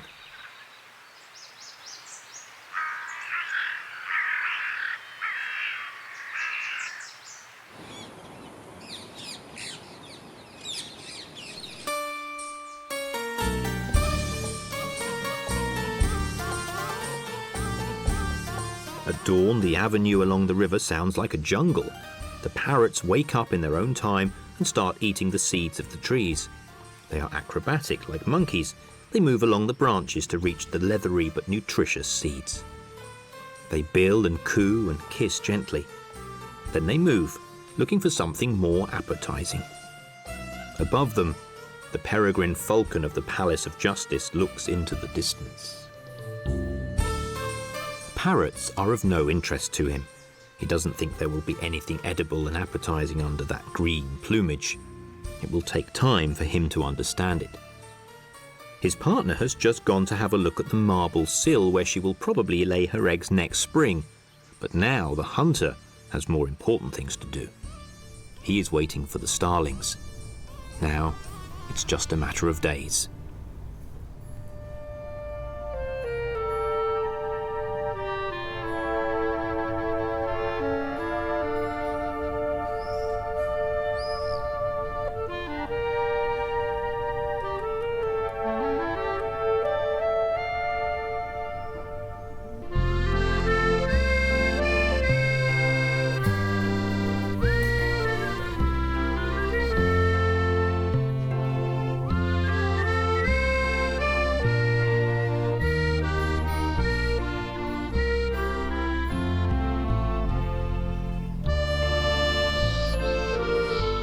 They will return to crowd the skies of Rome, chased by winged strikers and citizens, but they will not renounce their claim to this historic city.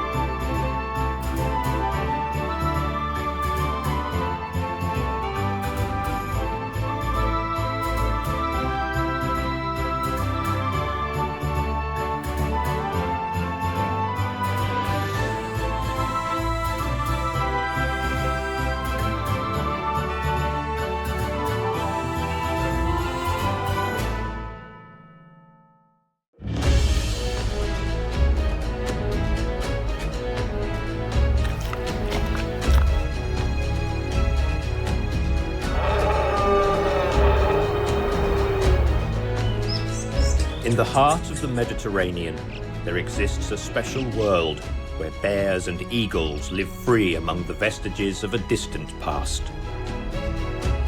It is a veritable treasure trove of biodiversity that, from the Alps to the islands facing Africa, is home to riches of inestimable value. Thousands of species of plants and animals, including the continent's fiercest predators.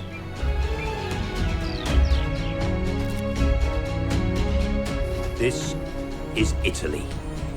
Here, among the art and the history, a wild heart beats.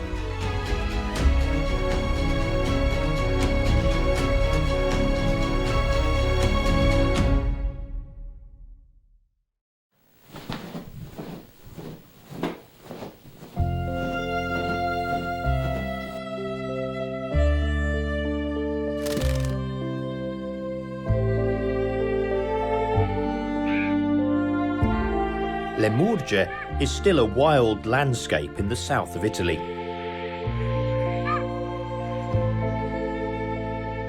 It is one of the least densely populated areas in Europe and is home to thousands of free-ranging cattle, horses and donkeys. Nobody knows how many there are.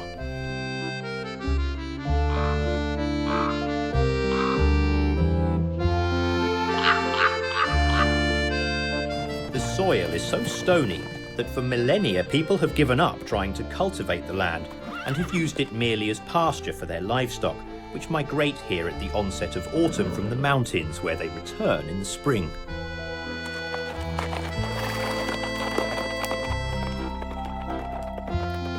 Like every respectable kingdom, this one has a sovereign, a queen to be exact.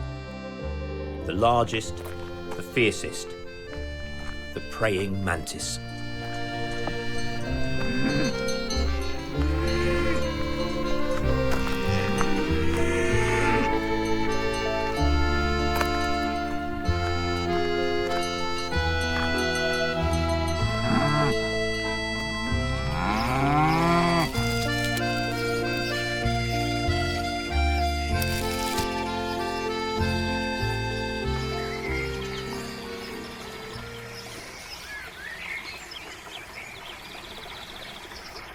The drought has the valley of a river in its grip.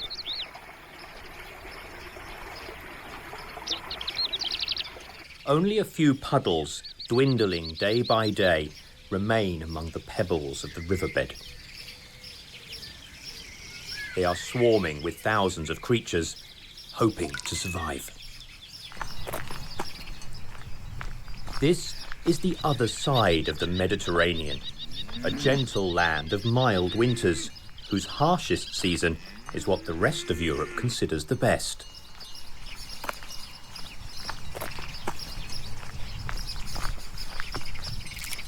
Because here, the summer is long. It doesn't rain for 4 months. The sun is relentless and absorbs every drop of water from plants and earth.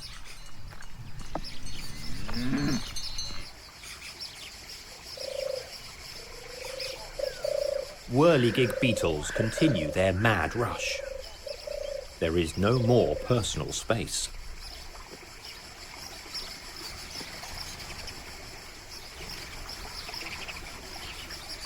For the pond skaters, a small pool is a hunting paradise which attracts thirsty insects. These bugs are able to walk on the water surface due to their light weight and great claws. They sting their victims with a rostrum, which has the double function of killing the prey and then sucking the body fluid out of it.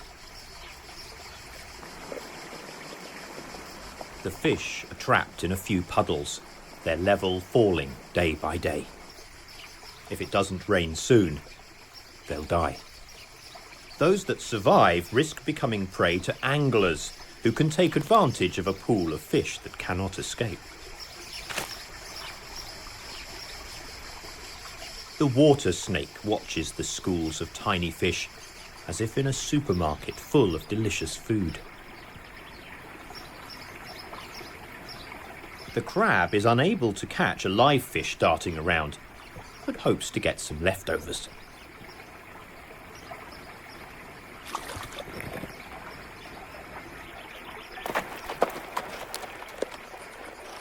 Suddenly, there's panic. But it's only the horses coming to drink. Here, it's a game of 3 players. Sun, water, life.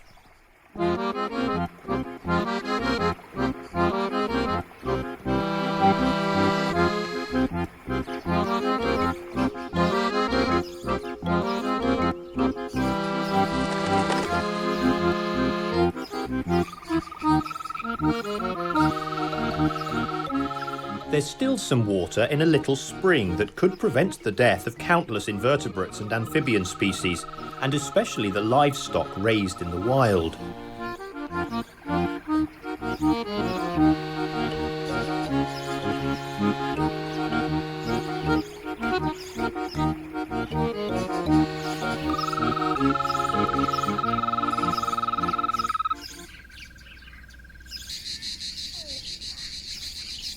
During these calm, cloudless days, the cicadas begin to sing at dawn when the sun strikes the trees, and stop only at night.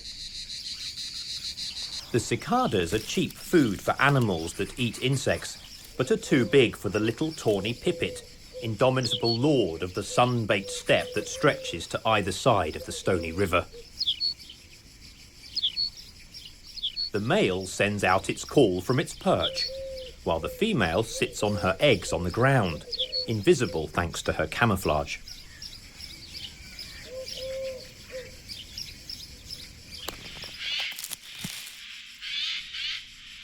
In a pine wood, the jays go in search of cicadas, and even the foxes are hunting for insects. But there's a smell of smoke in the air.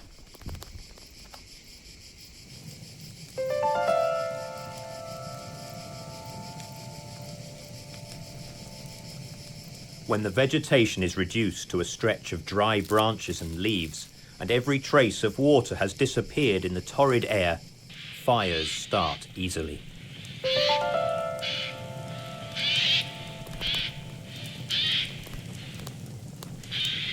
For some animals, a rapid escape is impossible.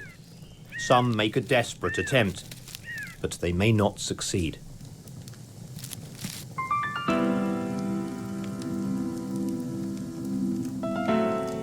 The birds are drawn by the prospect of eating the insects fleeing from the flames, but it's a risky business.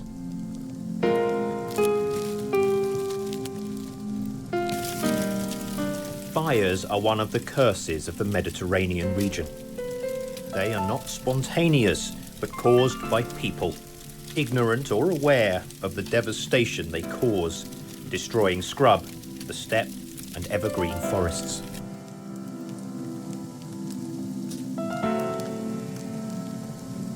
Nature will try to heal the wounds and re-establish a balance, but the conditions will no longer be the same. The trees will come back along with the birds, but the return of tortoises, green lizards, snakes, toads, and small mammals will be hindered by roads and homes, insurmountable barriers built by man.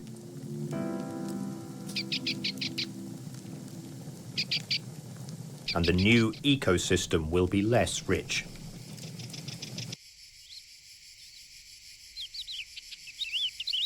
Among the first to return are insects, perfectly adapted to the fierce Mediterranean summers, including the predators at the top of the food chains, the mantids.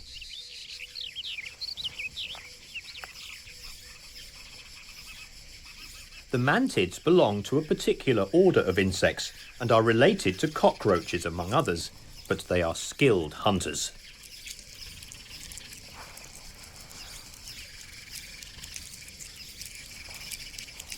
The Empusa mantis is a master of disguise. It is very difficult to find one. It's a true war machine, disguised as an ancient warrior.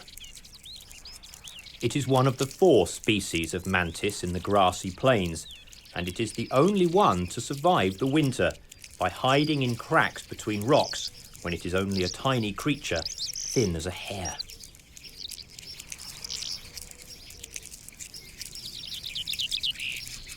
The brown amelis is perfectly camouflaged among the dried grasses.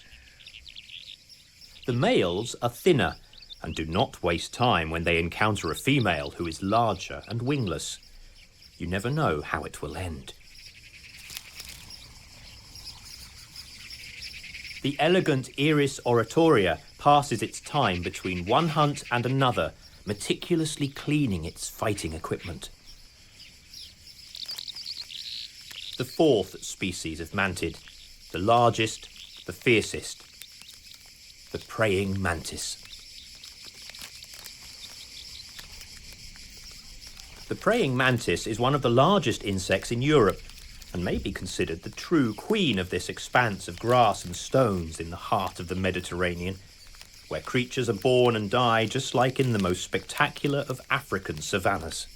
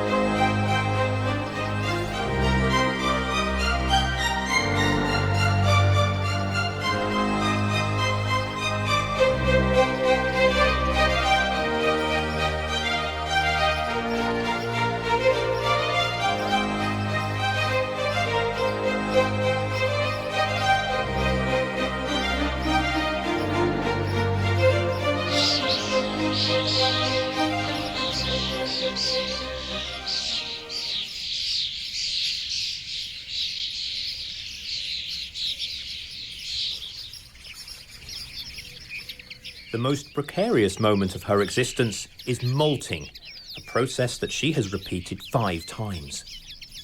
At that moment, she is vulnerable, fragile, helpless.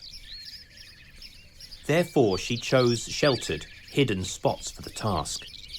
But the hard work over, she unfolded her wings, and the last molt transformed her into one of the most seductive and terrifying queens of the Serengeti of insects.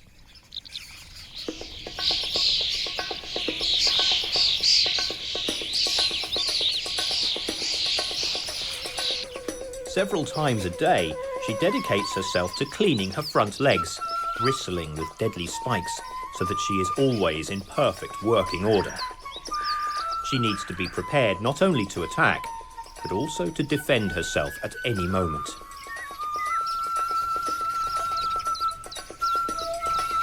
This one is a mature female that only has to think about finding a mate and laying eggs.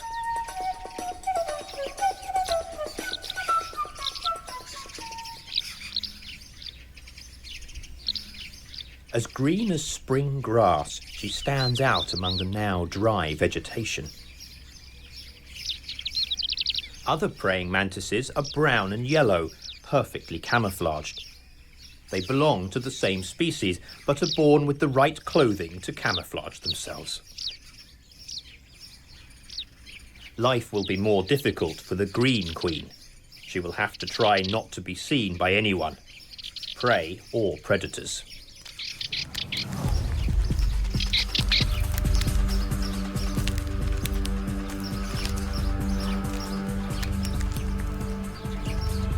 The world around the mantis is full of dangers, sometimes dressed in glowing colours.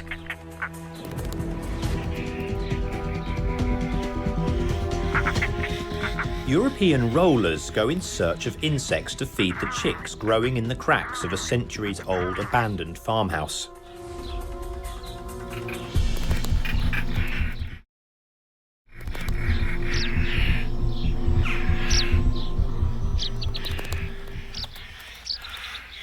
These migratory birds that arrive every spring after spending the winter in Africa feed their offspring with any little creature found among the grass and bushes. Even the mantis could come to a bad end if it does not learn to hide well. Rollers are very noisy at the onset of the nesting season. They use the roof of the farmhouse and the bushes as hunting perches to spot their prey and to spot suitable nesting sites. Other birds have decided to nest in the ruins. The lack of rocks and gorges has forced jackdaws to nest in the building. Jackdaws are social corvids, but this does not mean they are willing to share their mates or accommodation.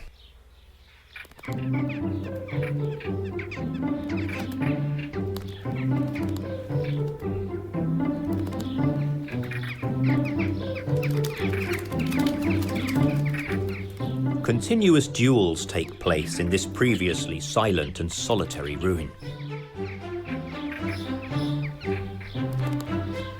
The rollers must wait for the jackdaws to conclude their breeding cycle in order to find a suitable free hole in this old farmhouse.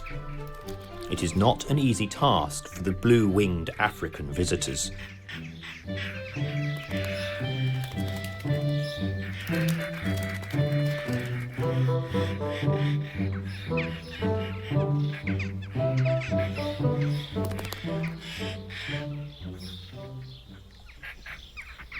Jackdaws start nesting earlier and have a natural advantage, but rollers cannot delay egg-laying any longer.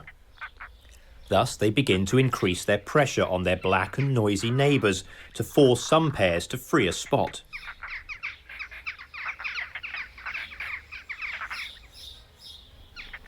The pressure to find a comfortable nesting site is very high for smaller birds too. The sparrows are also engaged in the battles over nesting places, but the rollers have no difficulty moving sparrows, which keep a safe distance from their neighbours, but do not give up the spot completely.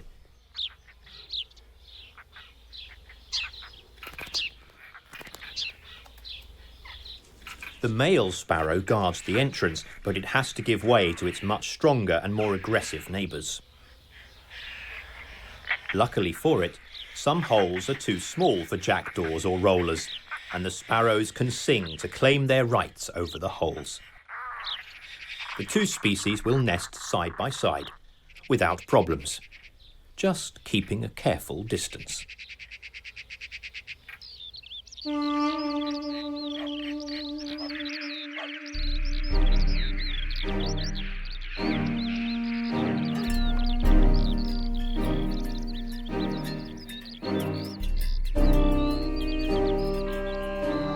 Transhumance is an ancient phenomenon that has shaped the landscape of the whole of Mediterranean Europe, linking the mountains to the lowlands and plateaus of southern Italy.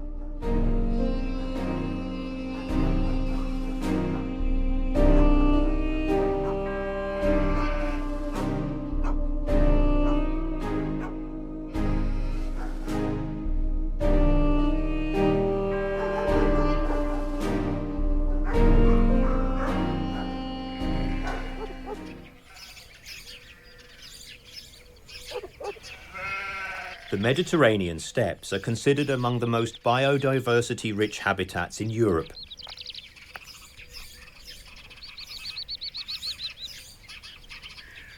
Nobody has yet made a full inventory of all the insect species living in these grassy plains, but they are certainly thousands. They are prey for many species of birds, reptiles and mammals, but they are also predators and fill all the ecological niches along the food chain.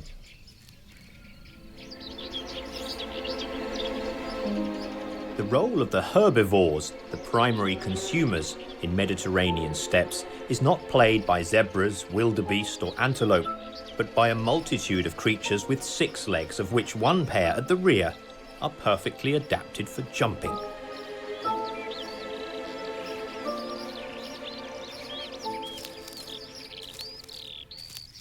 These are the crickets, grasshoppers and locusts of a wide variety of species that survive on herbs, leaves, flowers and seeds, and thus occupy the second link in the food chain.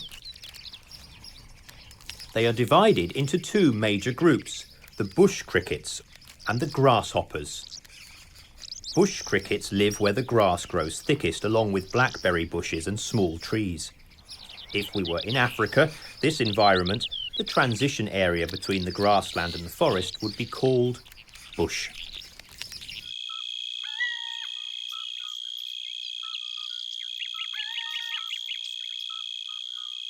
It is the kingdom of small bush crickets that shine like emeralds, the Aeophyllidoptera. The wings of these bush crickets are so tiny that they cannot fly. So to escape predators, they seek shelter among the leaves of bushes and clematis, coming out mostly at night.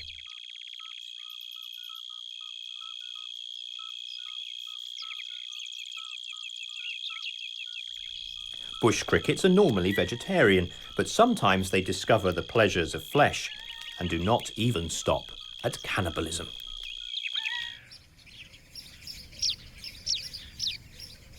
They should always pay attention to somebody larger and more ferocious than themselves, such as the fat epipygys, with their practically non-existent wings and swollen abdomens.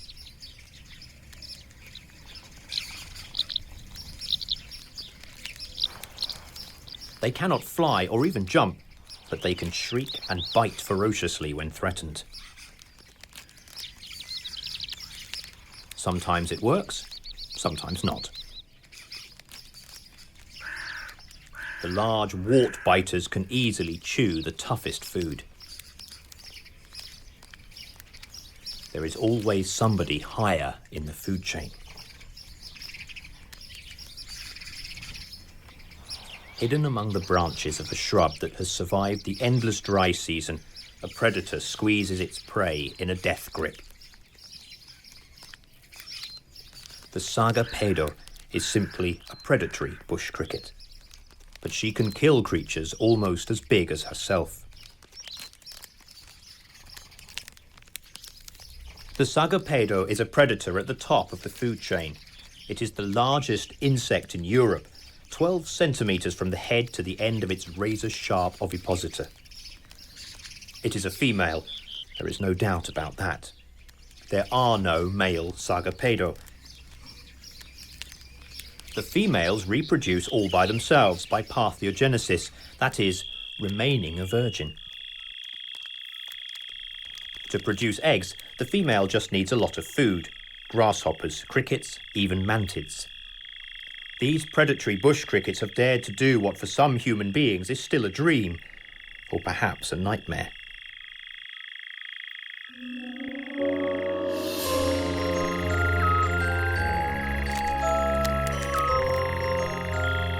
This is the only insect which could seriously injure and perhaps kill the queen, but both species prefer to stay away from each other.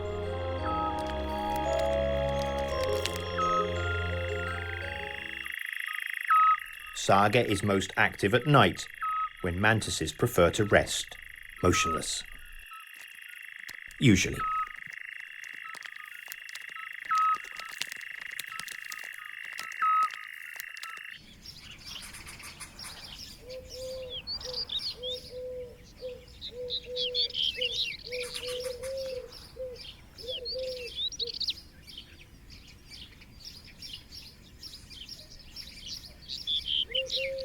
Where the bush ends, the semi-desert grassland begins. Here the ground is bare and bleached by the sun and the hooves of thousands of sheep. This is the kingdom of the other major group of Orthoptera. They are sturdy-looking creatures. Some grasshoppers are the largest, 7 centimetres in length, with hind legs covered with spikes and a sturdy chitin shell. In comparison, the acrida, with its curious, elongated head, is a featherweight. Smaller grasshoppers are on the menu of many predators, including the shy assassin bug, which captures the prey and sucks it dry, remaining well camouflaged among the leaves.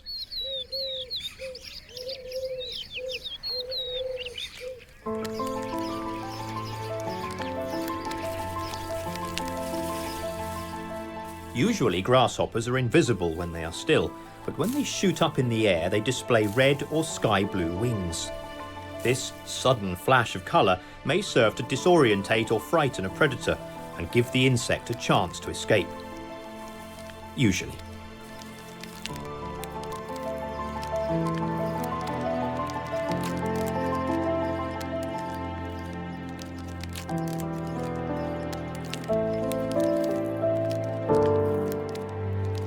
The praying mantis, although a top predator, still has to fear another that has travelled 10,000 kilometres to hunt insects.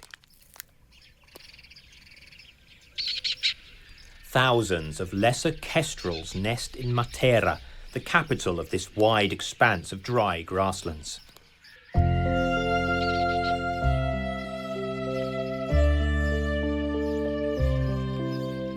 60,000 people live in Matera, together with the lesser kestrel, one of the most endangered species of bird in Europe. This is one of the most important colonies on the continent.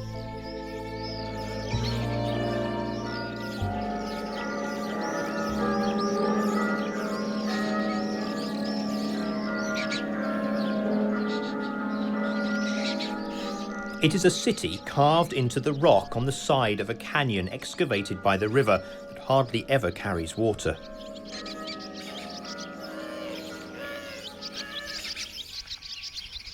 The canyon is called Gravina, the waterless river, and the town is a World Heritage Site.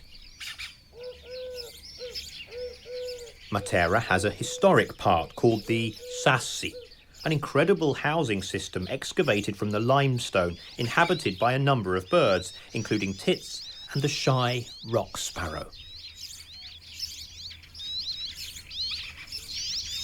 It is rather different from the more common and noisy Spanish sparrows, which nest in the cracks in the walls. The rarer blue rock thrushes, which in Italy are known also as solitary sparrows, have laid their blue eggs in a sheltered place to avoid the incursion of jackdaws, which are always looking for eggs and nestlings.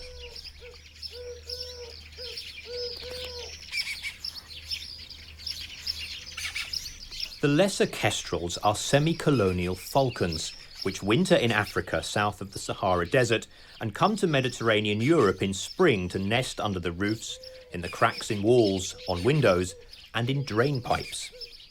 Every house plays host to at least one pair.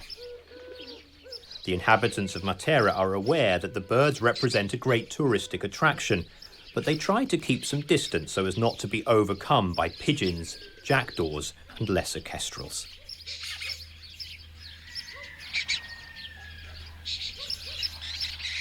Between May and August, Matera's lesser kestrels consume 24 tons of insects from the steppes on the Merger Plateau around the city.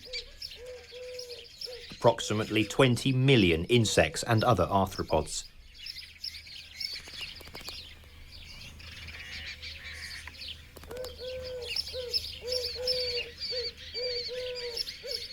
Every day they come dangerously close to the queen, who continues to claim her victims and put on weight.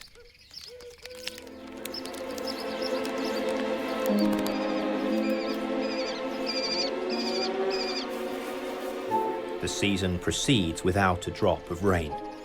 The plants survive with the humidity of the night air, the herbivores with water in the plants, the predators with the fluids of their prey. The river now is completely dry. Perhaps some creature has survived in some hidden puddle, but here, there are no survivors.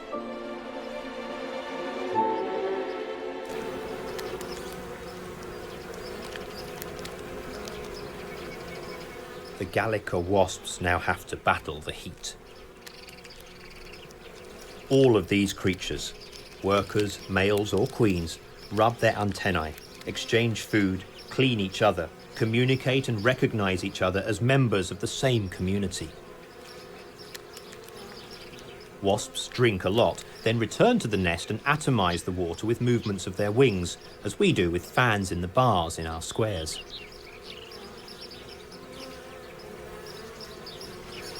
Wasps are equipped with a poisonous sting that is used for hunting or defense, but is useless against their fiercest enemy.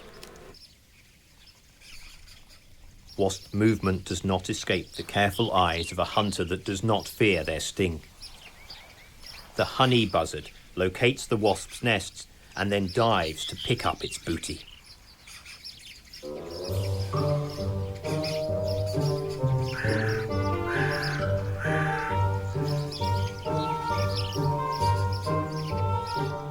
He pulls it out of the grass and, once it reaches its perch, eats the larva.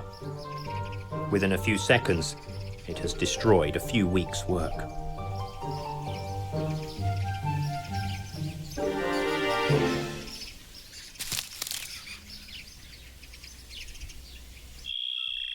The mantis has now settled in its dry thistle.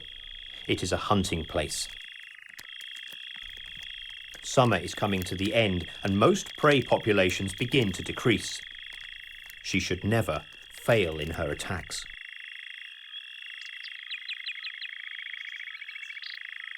The thorns providing some protection from predators that could be a risk to it.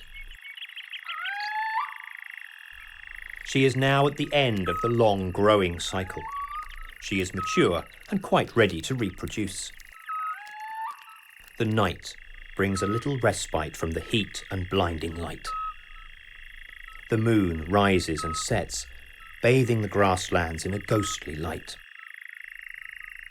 It is the right time for the stone curlews to call and for the queen ant to move outside, escorted by huge soldiers and workers.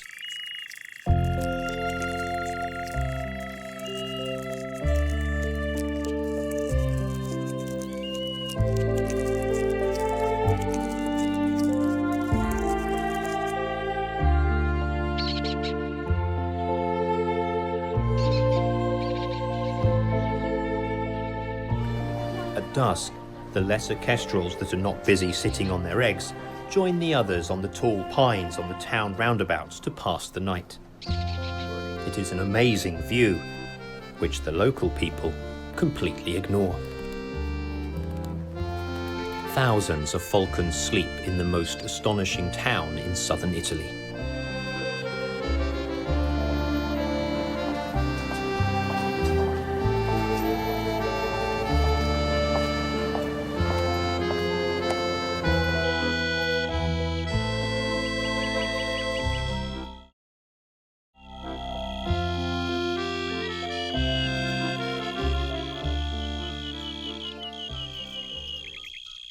Under cover of darkness, the little empusa are born.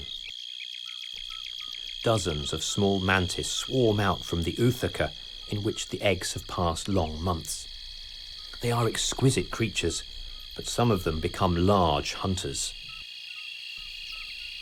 In a shrub, two twisted twigs seem lifeless, but look carefully, and you find that they are the most camouflaged of European creatures.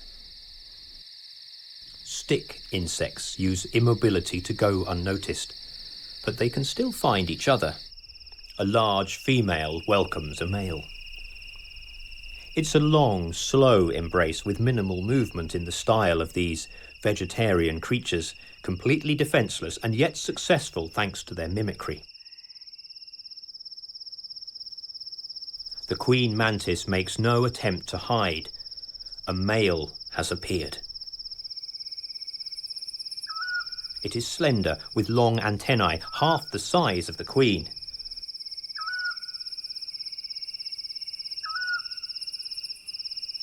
The female sees him as potential prey and slowly approaches. The male hesitates, realizing that there is something wrong and trying to get away. The female continues to approach, hungry for food. Saved by a hair's breadth. The great queen has found something to eat, a large grasshopper. The male contemplates what might have been his fate from a distance. Wedding bells are not yet ringing for either of them.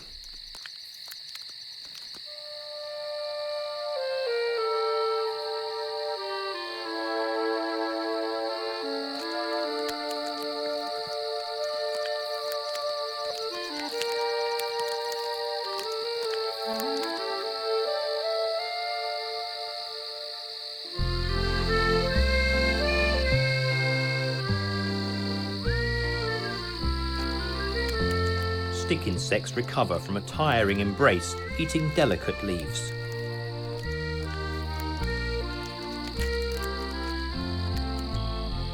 A busy night. An emerald bush cricket lays its eggs, moving the ovipositor deep in the soil.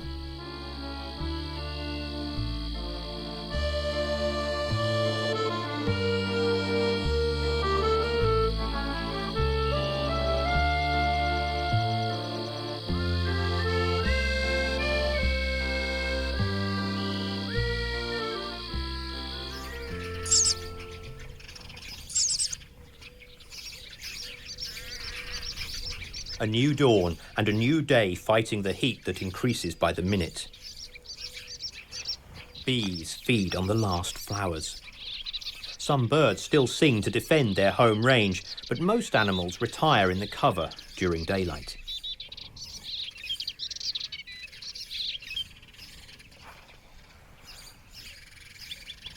Wild boar quickly leave the fields where they have grazed all night and head into the scrubland.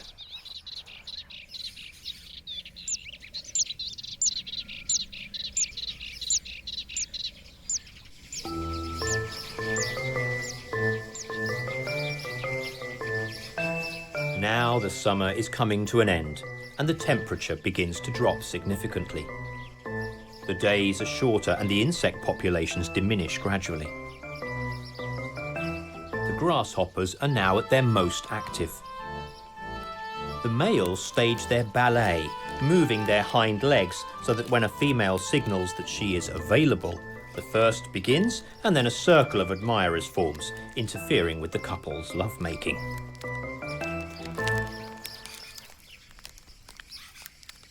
Come on, there's still room, they seem to say, but in reality, there is no room.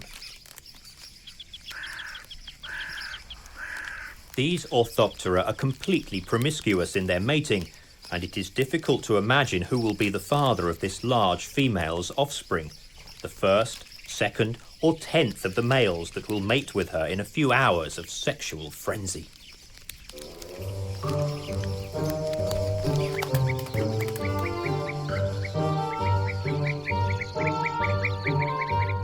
Insects and birds have engaged in a battle. The first reproduce as much as possible. The others try to eat as much as possible because they must migrate.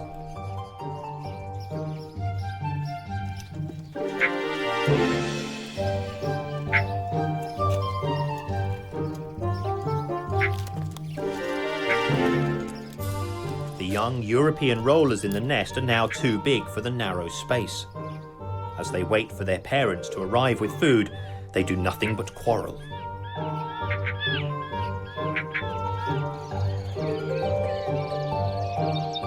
The mantis has escaped it, but now has to deal with another threat, this time 8-legged.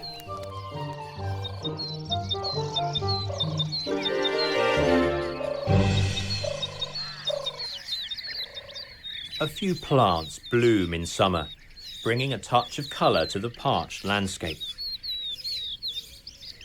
Chamomile, thistles and wild artichokes have the ability to store water up to the last molecule and use it to flower and produce seeds when other plants are dying. The few flowers exert a great attraction on the many insects. Perching on a flower is like sitting by the banks of a pool on the savannah. Sooner or later, something will come along and suck the nectar in search of fresh petals.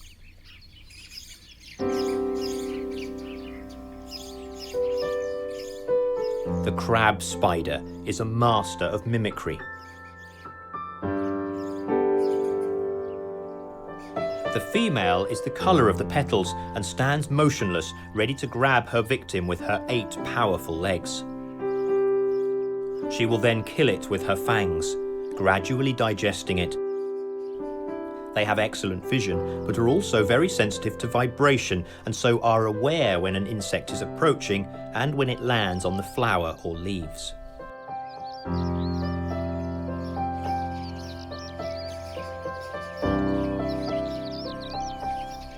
Spiders have been on Earth for 400 million years, and are therefore extremely ancient creatures. There are more than 40,000 species, and they play an important role in the ecological balance. Some species of spiders use the traditional web. This time it looks like a tarpaulin lying on the ground, ending in a funnel. At the centre of the funnel, there it is, the wolf spider, lurking.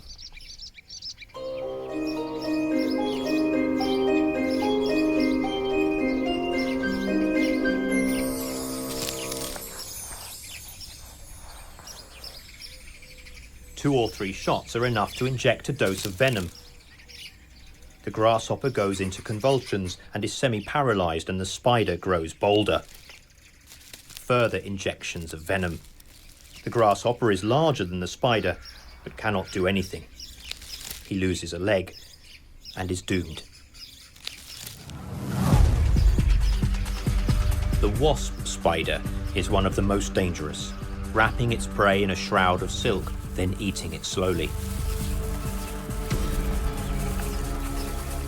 Its striking colouring with its black and yellow stripes is a clear sign of danger, which every animal is able to understand.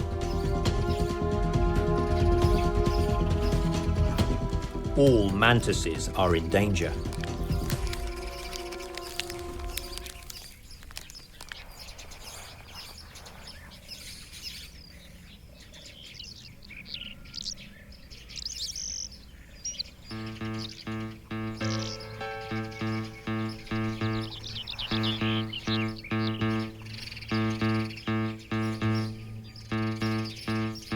The most terrible threat comes from the black widow, but this little Amelis is attracted to something that has ended up in the web. A grasshopper, already trapped, an easy and tempting prey.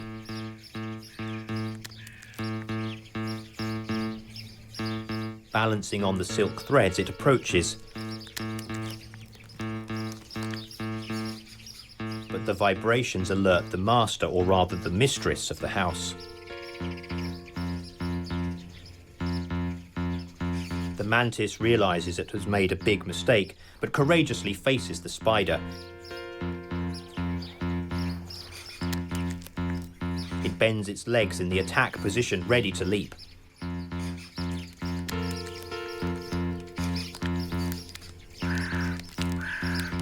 The black widow backs off. This mantis is a tough nut. The mantis begins to walk back on silk threads.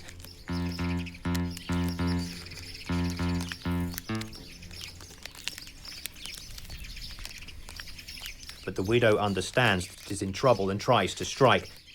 She throws her silk lasso.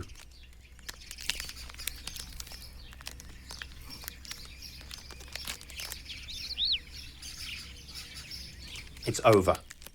In a moment, he is tied up, immobilized.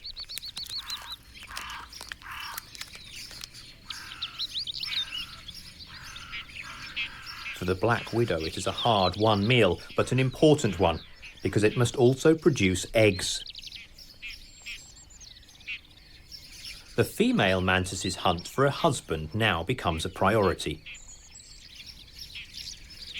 The green queen is still a virgin, but she must hurry, as the season is changing, males are getting scarce, and most of them have already engaged with other mates.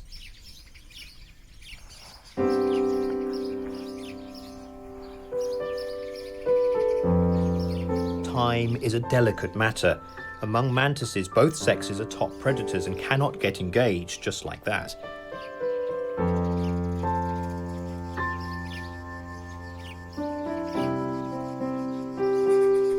Two mantises, both tawny-coloured, have met. They have to court each other to understand if they are right for each other, at least for a few hours.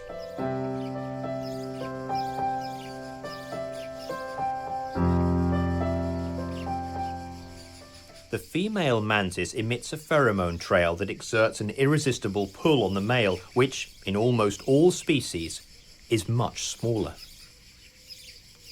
The female is signalling her availability for courtship, but the slight male has to be careful, or he could end up being devoured before they even mate.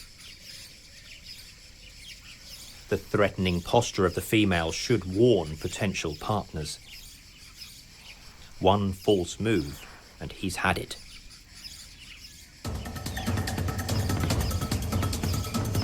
The male's courtship is a dance with death. This time, luck is on the side of the feeble male. A smaller grasshopper is too close to be ignored by the ever-hungry female.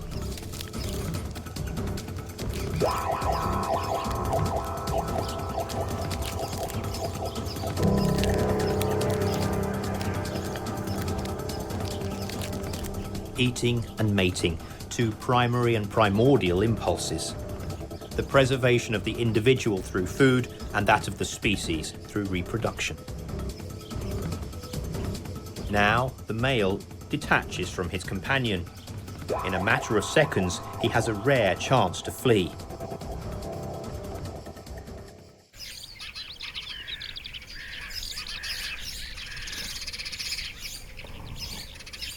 So it turns out that not all mantis males are destined to be devoured by their companions, and this one still has the chance to meet the Green Queen and do his duty.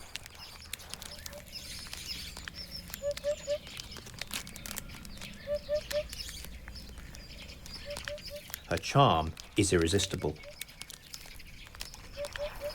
The male, the colour of dried leaves, has succumbed to her perfume. The Green Queen feeds on a large acrida, but she goes on with the long mating and is still hungry. This time, the female mantis goes all the way.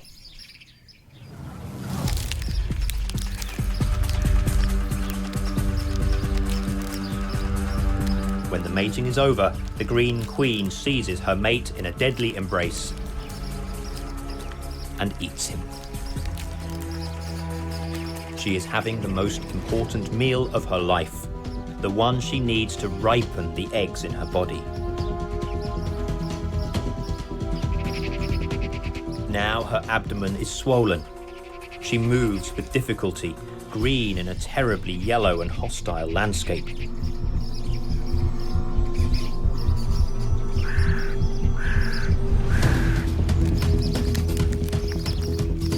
She drags herself to a safe place to lay her eggs.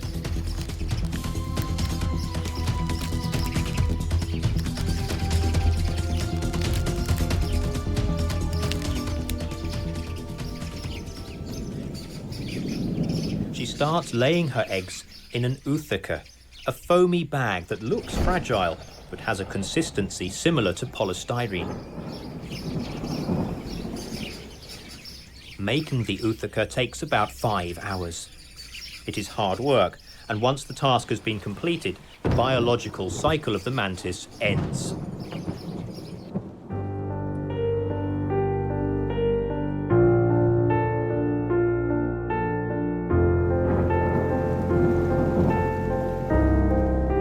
The queen no longer hunts and could soon become food for other creatures.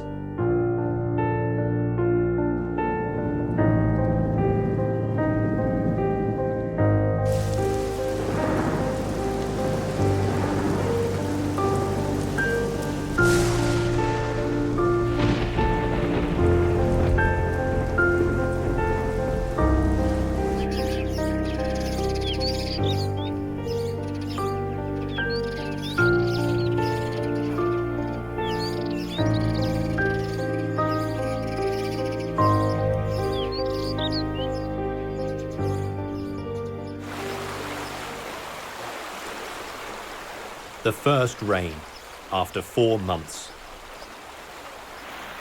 Water is running fast. The waterless river has become a powerful stream. The fish which survived are safe. The oothecae will guard the offspring of the queens of the waterless river during the coldest and wettest months of the year.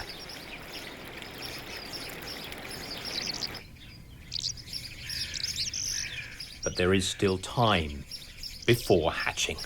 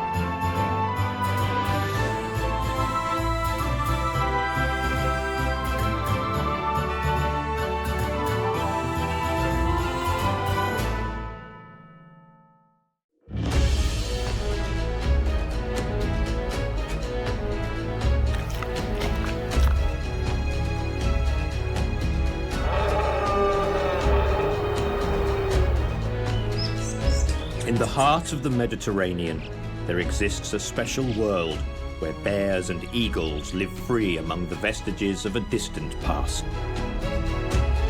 It is a veritable treasure trove of biodiversity that, from the Alps to the islands facing Africa, is home to riches of inestimable value. Thousands of species of plants and animals, including the continent's fiercest predators.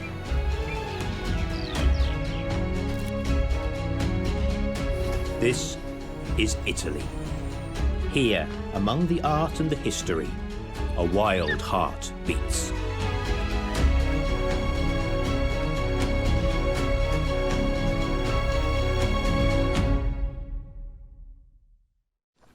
Two eagles. A cute sight. Powerful beaks, sharp claws and a 2-meter wingspan live in almost neighbouring territories in the heart of Italy. The golden eagle has chosen the mountains, the short-toed eagle the low, warm and sunny hills full of snakes, its prey. Two very different lifestyles have allowed them to adapt perfectly to the wild environments of the Mediterranean and become unbeatable champions in their field.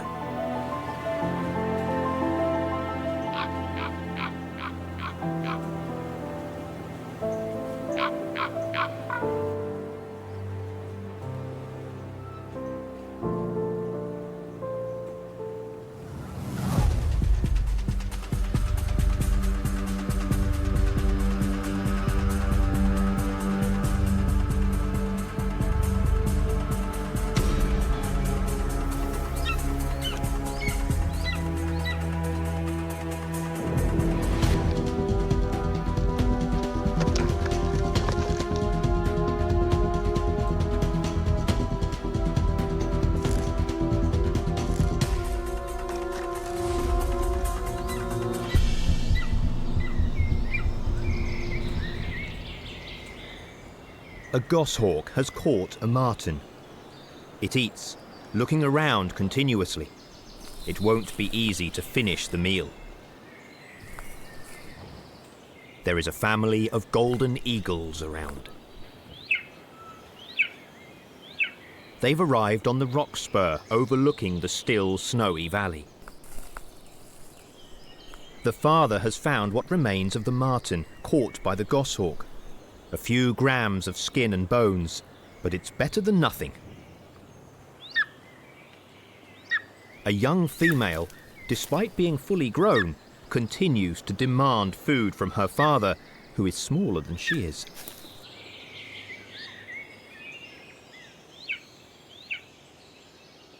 Her crop is full, which means that she has already eaten plenty, but this doesn't stop her bugging her parent for more.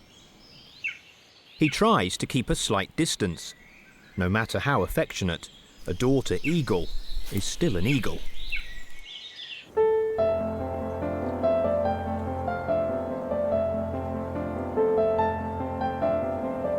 The golden eagle stays here all the year round, but the other species of eagle is still far away, thousands of kilometers away from Italy, in Africa.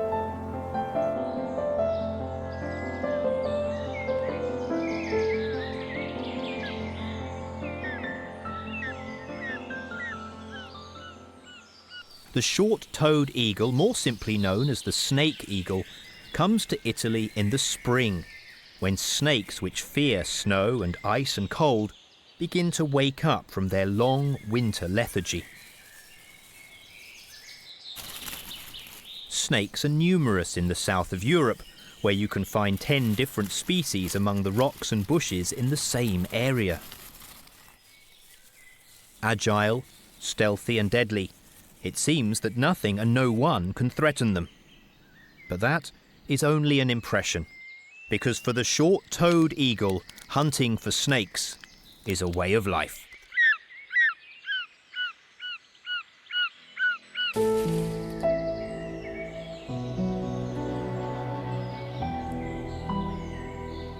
The short-toed eagle is the only European raptor that specialises in hunting snakes, which make up over 90% of its diet.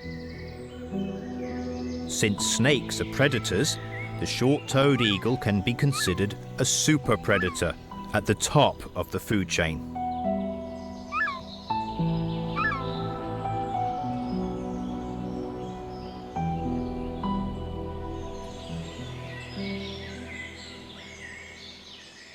Each family of eagle wipes out at least 1,000 snakes in the course of a single breeding season. If you put them in a row, they would measure over 1 kilometre. Snakes for breakfast, lunch and dinner. Nothing else.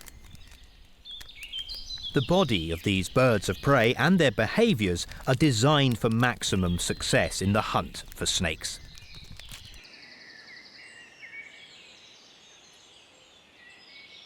With a wingspan of almost 2 metres, yellow eyes, the light frame of a glider, short-toed eagles dominate an area of 60,000 hectares, inhabited by no more than 10,000 human beings.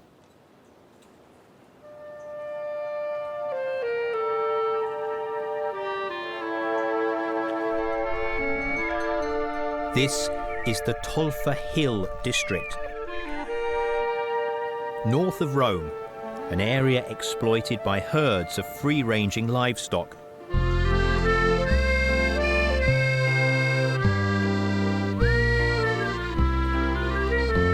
The forests, made up largely of oak, are still large and alternate with vast pastures where horses and cattle are bred in the wild. No human beings, just wild creatures and domestic animals living like wild ones.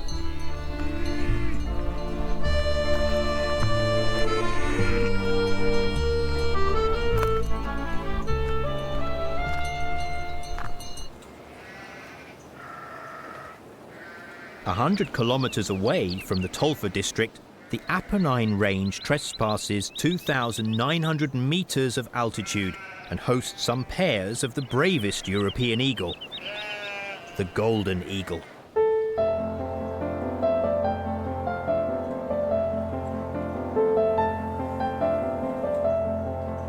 It differs from the short-toed eagle in the darker aspects and in its hunting skills.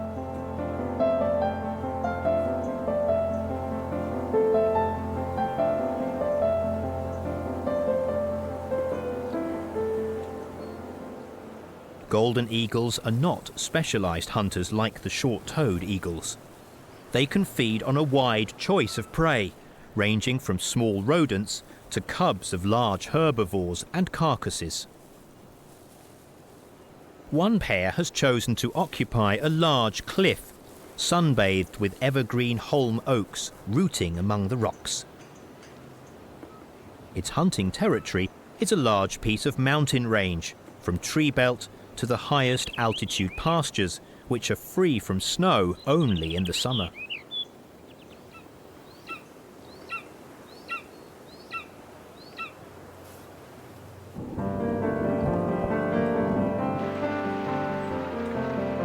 The Apennine Mountain is full of karst features, such as swallow holes, caves, gorges and sinkholes. The water is absorbed by the rock, which is full of fissures and runs underground. For this reason, there are very few streams and lakes. The deep canyons may carry water only once every 50 years. But this does not mean that there are not suitable nest sites. The red-billed chough is a Mediterranean member of the crow family, and perhaps has benefited from the warmer, drier conditions of recent years. For now. The golden eagles start their breeding season early, before the trees have leaves. Each pair has its own mountain, with its slopes and rocky canyons, and has several nests that it uses in rotation.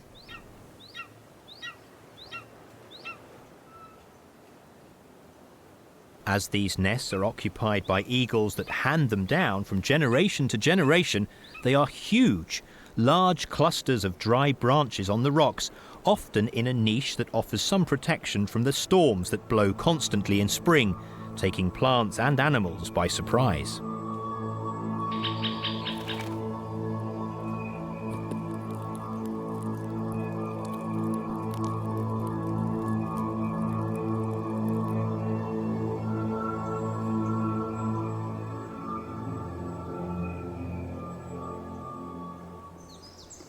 This year the couple decided to use the Royal Suite with an adjoining holm oak, the sturdy evergreen tree that has implanted its roots deep into the cracks of the rock and guarantees protection from the sun and wind.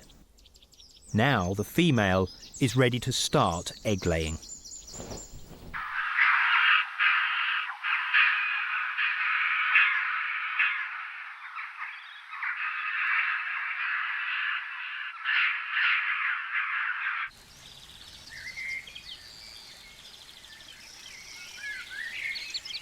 Short-toed snake eagles have spent the winter season in Western Africa.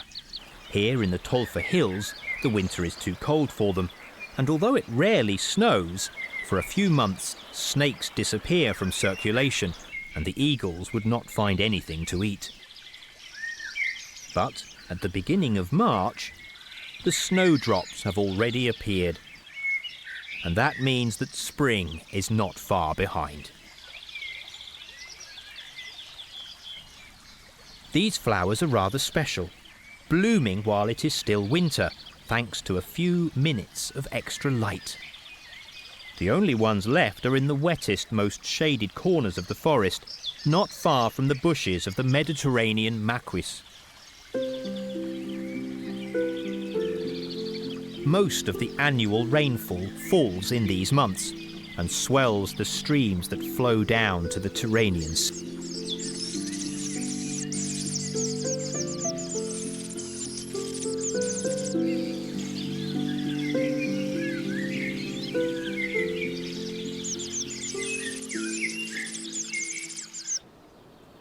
The short-toed snake eagles have had a long journey to reach the mountains of Tolfa.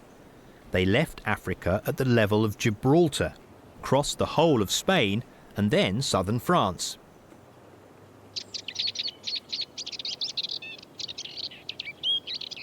They gather along the coast of Liguria on Monte Begua, where they are greeted by enthusiastic birdwatchers who come from all over Europe to watch them pass.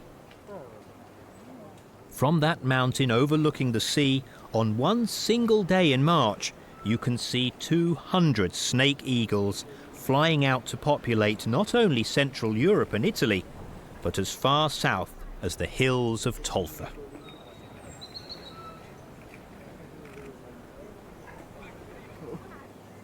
In mid-March, the pairs are ready to begin a reproductive adventure that will last for 7 months, during which time they will have to raise their little eagle, a single offspring, which will be as pampered and spoiled as any only child.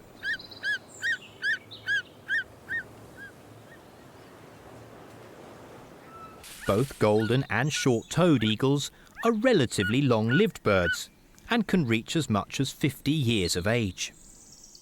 Males and females look very similar, and you need to see them up close to spot that the female is slightly bulkier than the male. They are very loyal creatures, and pairs usually remain together for life. Most will live long enough to celebrate their silver wedding anniversary. Their connection to their nesting area is very strong. Each year they return to the site where they have nested previously. They are very jealous, and they will not tolerate intruders.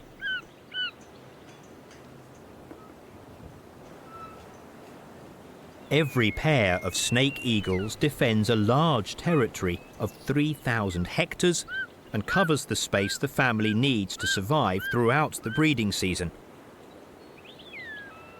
It includes the woods where they nest and the clearings where they search for prey.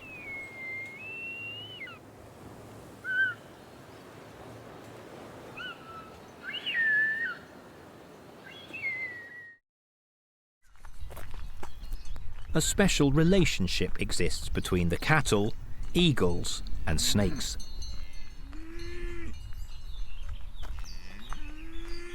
The cows graze the saplings and shoots and prevent the trees from overrunning the grass, thereby making it a suitable habitat for many species of reptiles, and especially keeping it free of obstacles, like a shooting range, so that the eagles can spot their prey from a great height. Cows, horses, eagles and snakes are all bound by the same thread, which sometimes breaks.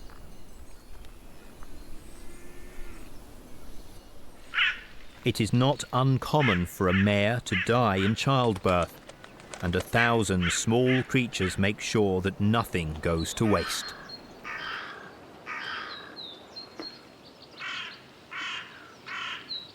Graceful butterflies also join the feast.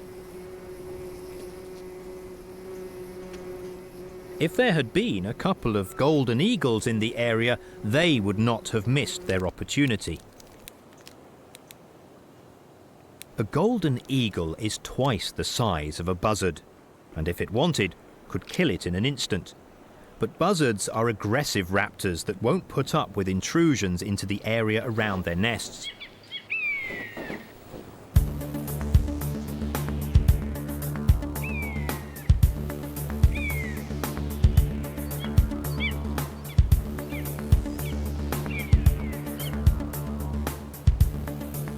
Despite the danger, it sets off in a crazy pursuit of a golden eagle. The latter is rather annoyed, but seems almost amused by the challenge.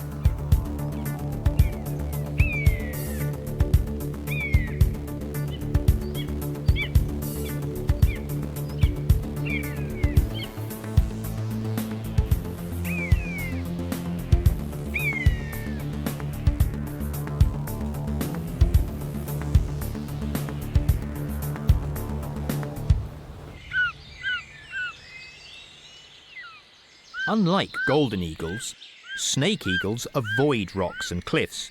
They choose a large and solitary wood and build on a tree a new little nest each year, moving a few hundred meters from the position they occupied the year before. The pair changes flat each year. They have no fear of moving house.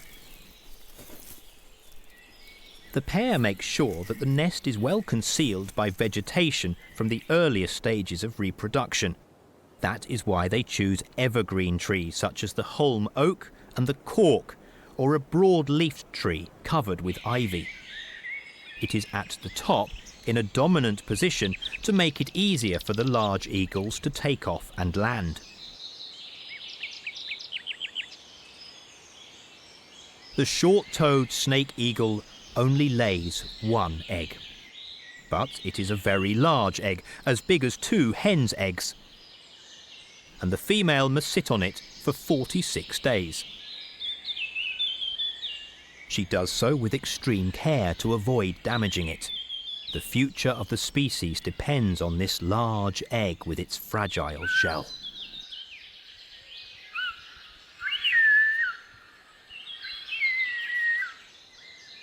The female snake eagle incubates her precious egg day and night.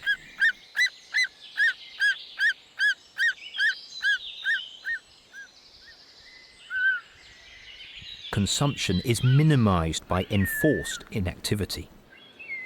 So this mother snake eagle can also stand long fasts when the weather turns bad and prevent snakes from emerging from their shelters.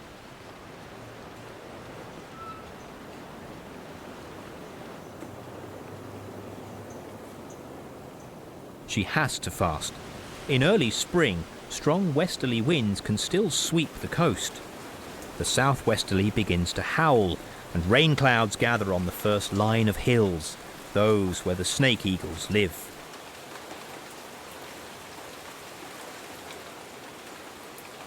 The sea is rough and beats against the rocks. Some creatures love this, but not the snake eagles. The temperature has dropped rapidly. The snakes are holed up in their deep shelters, and the eagles are forced to go without food. Their only hope is to catch a mole, a rabbit, or a frog. Then, finally, the storm is just a memory, and spring arrives. And this time, there is no doubt.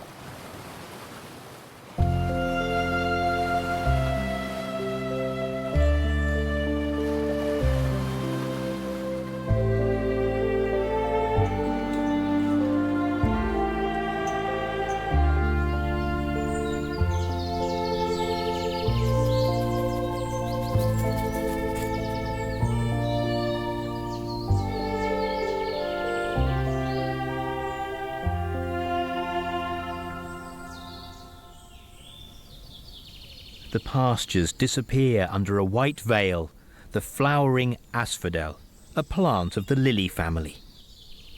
The cattle avoid it, as its leaves and stems contain a powerful poison, but there is plenty of grass to graze. The higher temperatures wake up Hermann's tortoises. These are the only land tortoises indigenous to the Italian peninsula, and are increasingly rare due to indiscriminate collectors, forest fires, and predators. A large specimen can survive the bite of a fox, but of 100 offspring, only one survives to adulthood. After hibernating for almost 6 months, the snakes are now hungry and in a hurry to mate. At this time, they come out into the open more often, and the snake eagles know it. Their reproductive cycles are perfectly synchronized with those of the reptiles to allow them to take full advantage of the greater availability of their prey. The chick is being born at this very moment. It is a ball of white down and weighs no more than 50 grams.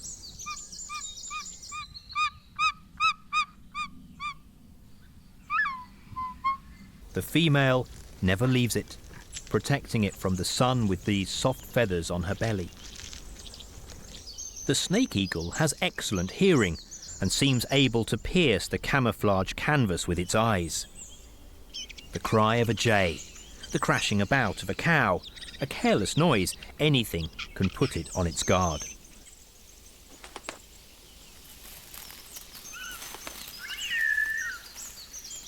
The hunter returns to the nest with a snake in his stomach, with only the tip of the tail dangling from his beak. It is still alive. The female grabs the snake's tail.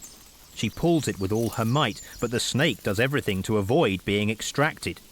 It is a real tug of war, but in the end, the snake gives up. There it is. The male can now go in search of more prey. It is up to the female to feed the young one, chopping up the snake into small mouthfuls. The larger pieces she keeps for herself.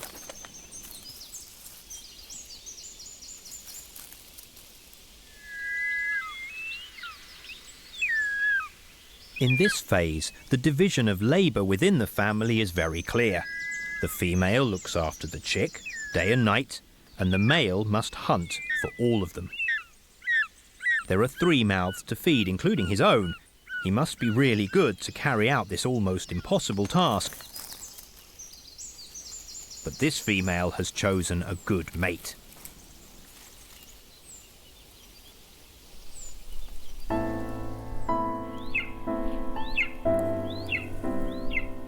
After 38 days of incubation, another eagle chick is now crying. It is completely covered with white down.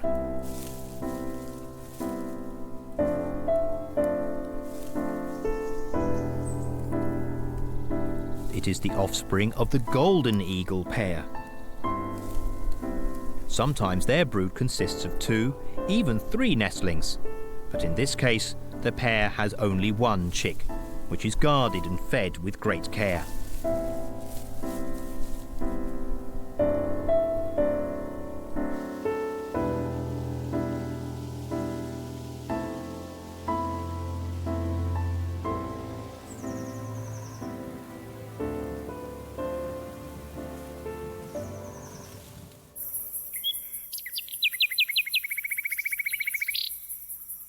Night falls. And in the wood of the eagles, prey and predators begin to move in a struggle for survival. High up in the tree, the snake eagle and her chick should be safe, as long as there isn't a couple of tawny owls in the area.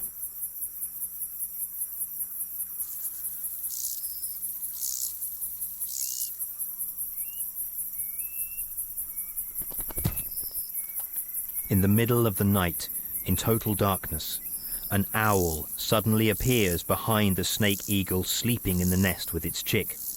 It strikes the bird in the neck with its claws and then disappears. The attack is repeated 11 times between 11 o'clock and 2 a.m. in the morning. The eagle, completely helpless, has to suffer, unable to react. Tawny owls hate eagles, and if they could, they would not hesitate to kill a small snake eagle. But the mother eagle refuses to be intimidated.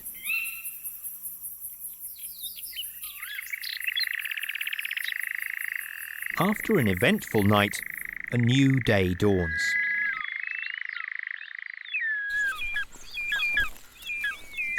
In the nest of the short-toed eagle, the male lands with the first snake at 9:30 a.m. It is a grass snake about 80 centimeters long. In order to defend itself, the snake emits a foul-smelling substance, but apparently the snake eagle doesn't care.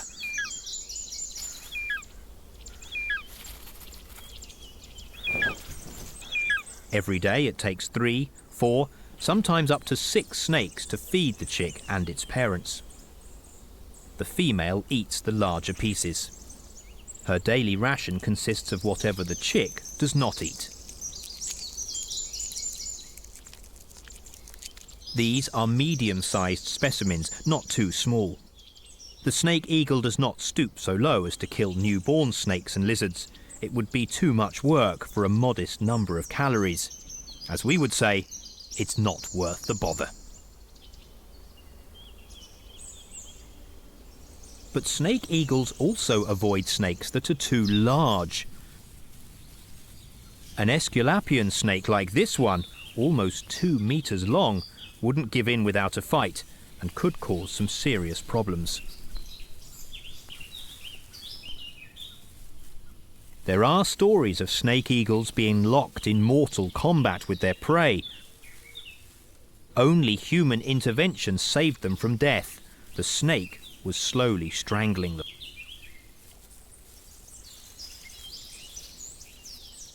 In this area there are 6 species of vipers and colubrids.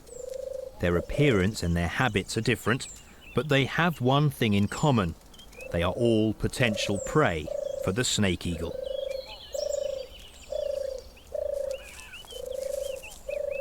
Beginning with the rat snake, more than 70% of the eagle's prey.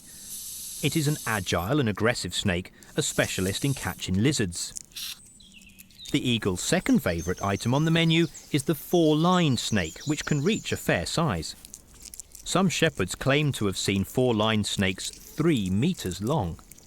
That may be an exaggeration, but 2 meters is not unusual among very old specimens. The young have black markings and resemble vipers, while adults are brown with 4 dark stripes on the sides.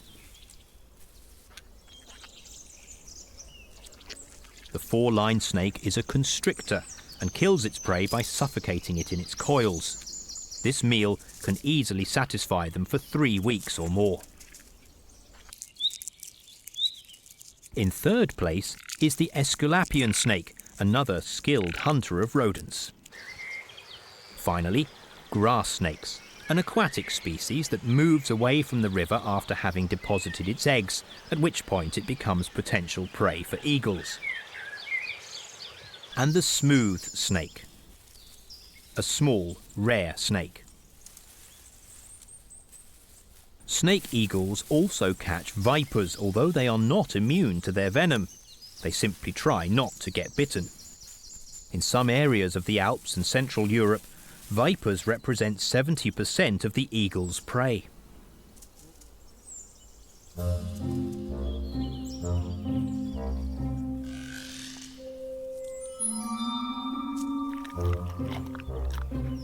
Snakes have adopted a number of countermeasures to avoid short-toed eagles, choosing to lead a discreet and secret life and to hide among the rocks and bushes at the slightest sign of danger.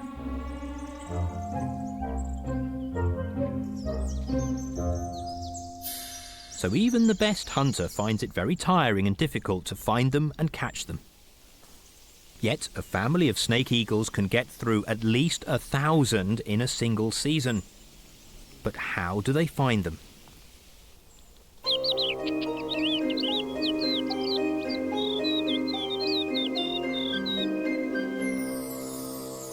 Tiny radio transmitters, the size of a ladybird, are used to follow their movements. These can transmit a signal for weeks with a small battery and a thin steel antenna. Now we are receiving the radio signal of 6 rat snakes and 2 four-line snakes living in a stone wall that separates the fields from the woods, an ideal habitat for both reptiles. These animals have proved to be quite territorial, especially the females, but males also rarely move more than 100 meters from their dens.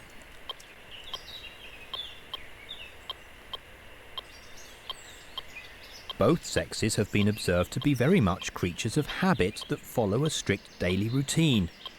In the morning they remain in the open to bask in the sun, then start to move through the dense bushes and rocks in search of prey. During the hottest part of the day, they disappear somewhere cool and shady. In the evening they again indulge in sunbathing. With the regularity of a Swiss guard, they make the rounds in their well-defined territory.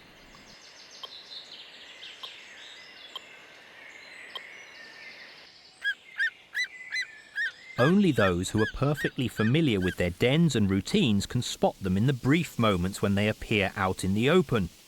And the short-toed eagles are the only animals which are able to do that.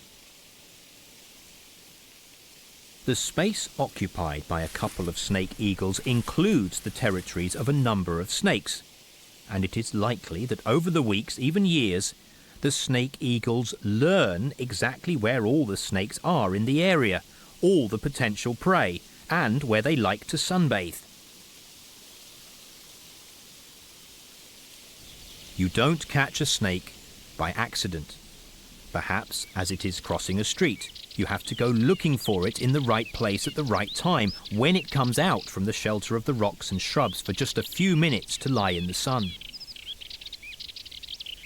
Although snakes know how to camouflage themselves, snake eagles can spot them from a height of 500 meters, thanks to their extremely sharp vision and particular flying technique, hovering, or Holy Spirit, as the Italian ornithologists like to call it.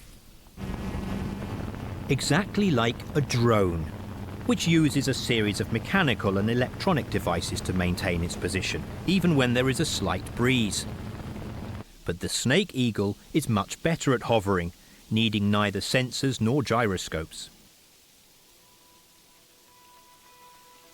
Although it is one of the largest European birds of prey, the snake eagle is also one of the lightest, since it does not exceed 2 kilos in weight. The golden eagle, the bearded vulture and the griffon vulture are much heavier and are like bombers. The snake eagle, however, is a glider because its wing loading, the ratio between the weight and the surface of the wings, is the lowest of all.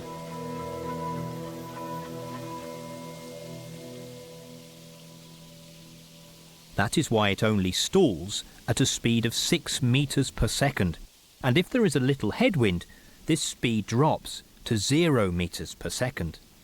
At that point, it is immobile, like a kite held by an invisible thread.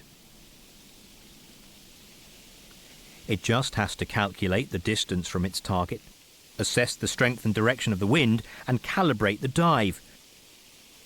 It descends slowly and accelerates only when it is a few meters from the ground, knowing full well that snakes are not in the habit of looking up into the sky.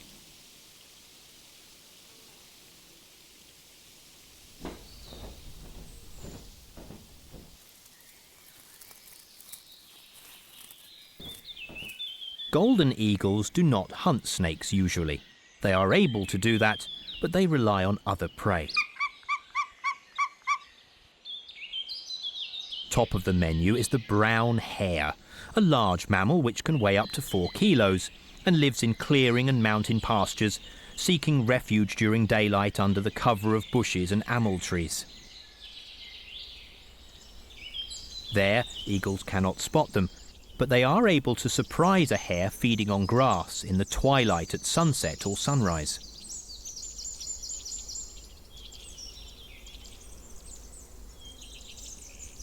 Young chamois represent an important food item in early summer, when they are small enough to be killed and transported to the nest, but old enough to move a few meters away from the patrolling females and mothers and aunts.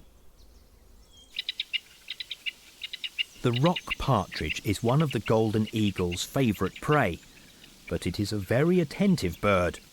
A lookout sets off the alarm.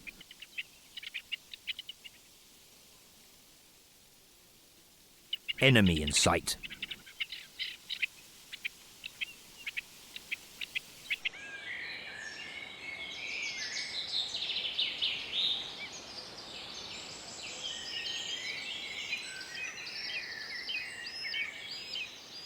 This pair hunts every imaginable kind of prey, but for some time has specialised in catching dormice. Dormice are nocturnal mammals that live deep in the woods.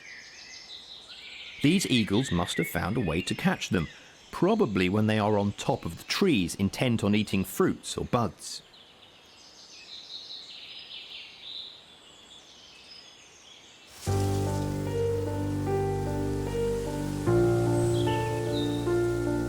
The young eagle displays the large white spots under its wings and tail that are the paths that allow it to continue to live for a time in its parents' territory. Has grown rapidly. It is 1 month early with respect to the short-toed eagles.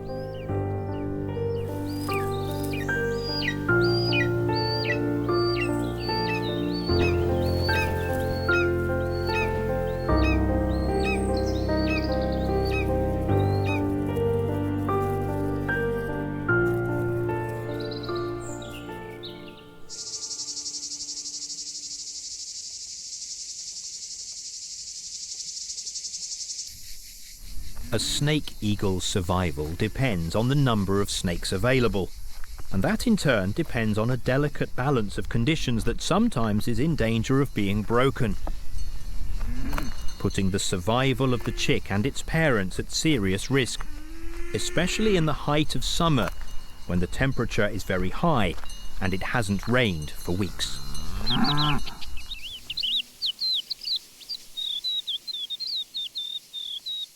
In the Tolfa Hills, summers are long, hot and dry, and all creatures try to survive the heat. After hunting in vain for hours, the male snake eagle now needs to rest on its perch. The young chick in the nest tries to find some shade. For snake eagles, this is the most critical period of the year. Not because of the lack of water, they hardly ever drink, but due to the disappearance of snakes. The snakes have virtually become ghosts. The radio signals still arise from the dense vegetation and rocks, but they never show themselves out in the open. It is too hot. If they stayed out in the sun for more than 10 minutes, their bodies would reach a temperature of 50 degrees, and they would die in a few moments.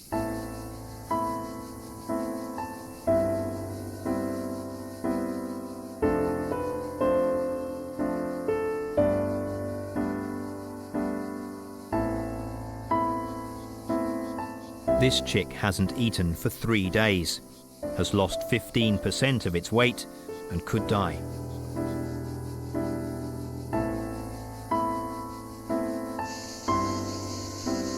If this happens, the couple has no chance to lay a second egg. This year's attempt at reproduction would have been a complete failure.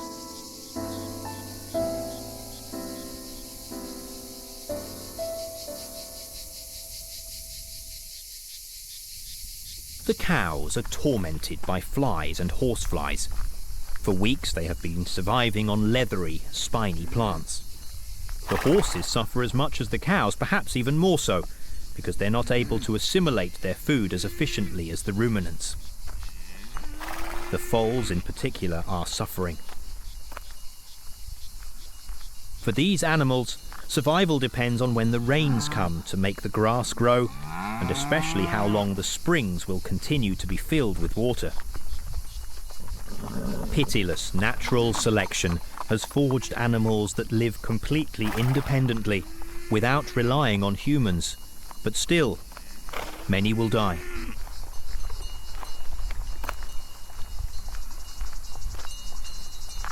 All that remains of them is a few bones scattered in the bushes, or a skull with enormous horns at the bottom of a ravine. No one will register the death.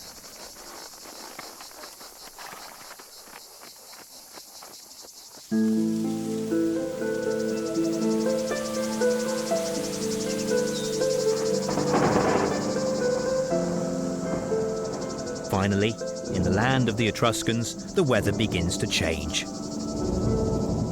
The white clouds on the horizon grow in size, change colour, and the distant rumble of thunder can be heard. It is raining, after 3 months of drought. The rain returns vital life to plants and fills streams and springs with water. But the most important thing is that the temperature has dropped, and the reptiles emerge from the stupor into which they had sunk to resume their activities. Now their goal is to eat, to store the fat reserves they need to see them through the winter. The eagles return to serious hunting. They do not miss a strike. The young chick has survived the most critical moment of its short life. It has become as large as its parents. It has quickly regained weight and reached 2 kilograms. It has now been in the nest for 2.5 months, and the day is coming when it will begin an independent life. The young snake eagle is in its nest at the top of quite a high tree, and we can only hope that the ladder is strong enough to bear the weight of the person who has to climb up and place the radio transmitter on the young eagle.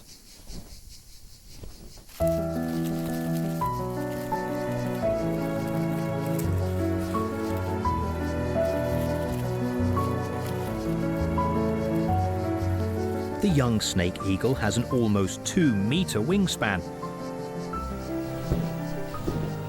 but it allows the radio to be attached to its back with a small harness that will automatically break in a couple of years.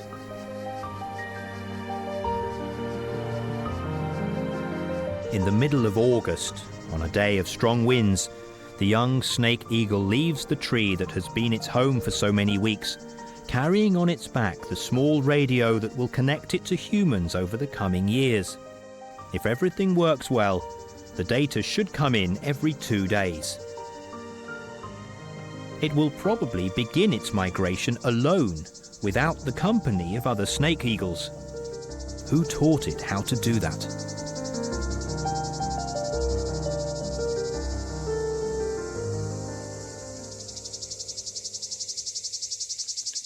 Its eyes are yellow, and even if they are not yet golden like those of the adults, it has already become a magnificent super predator, almost ready for the long migration that will take it to Africa in the Sahel region, where the borders of Mali and Niger are merely lines on a map. Most European snake eagles reach Africa without passing over Sicily and Marettimo, retracing the long migration loop that leads them to Gibraltar.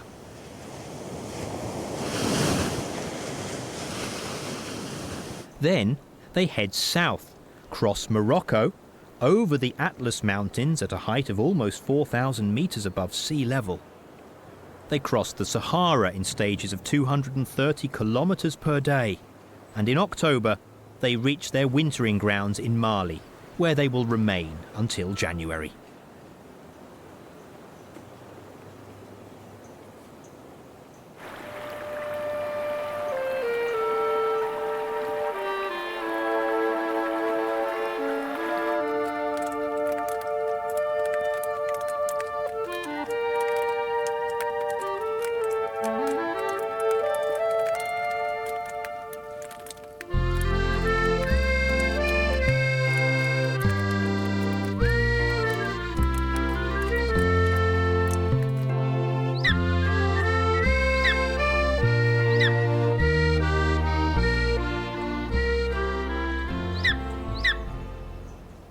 golden eagles are still here. The winter grips the mountains of the Apennines range in central Italy, in the heart of the Mediterranean.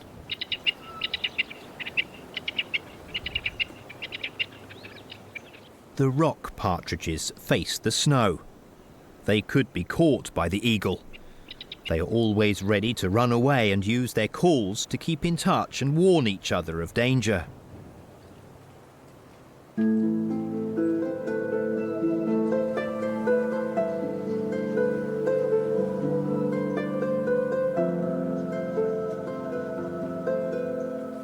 For now, the golden eagles and short-toed eagles live close by, but without coming into contact. However, the environmental change triggered by the greenhouse effect is changing everything. Thanks to the increasingly mild winter temperatures, snakes are beginning to colonize higher altitudes, and the short-toed snake eagle is following them, drawing dangerously close to the golden eagle.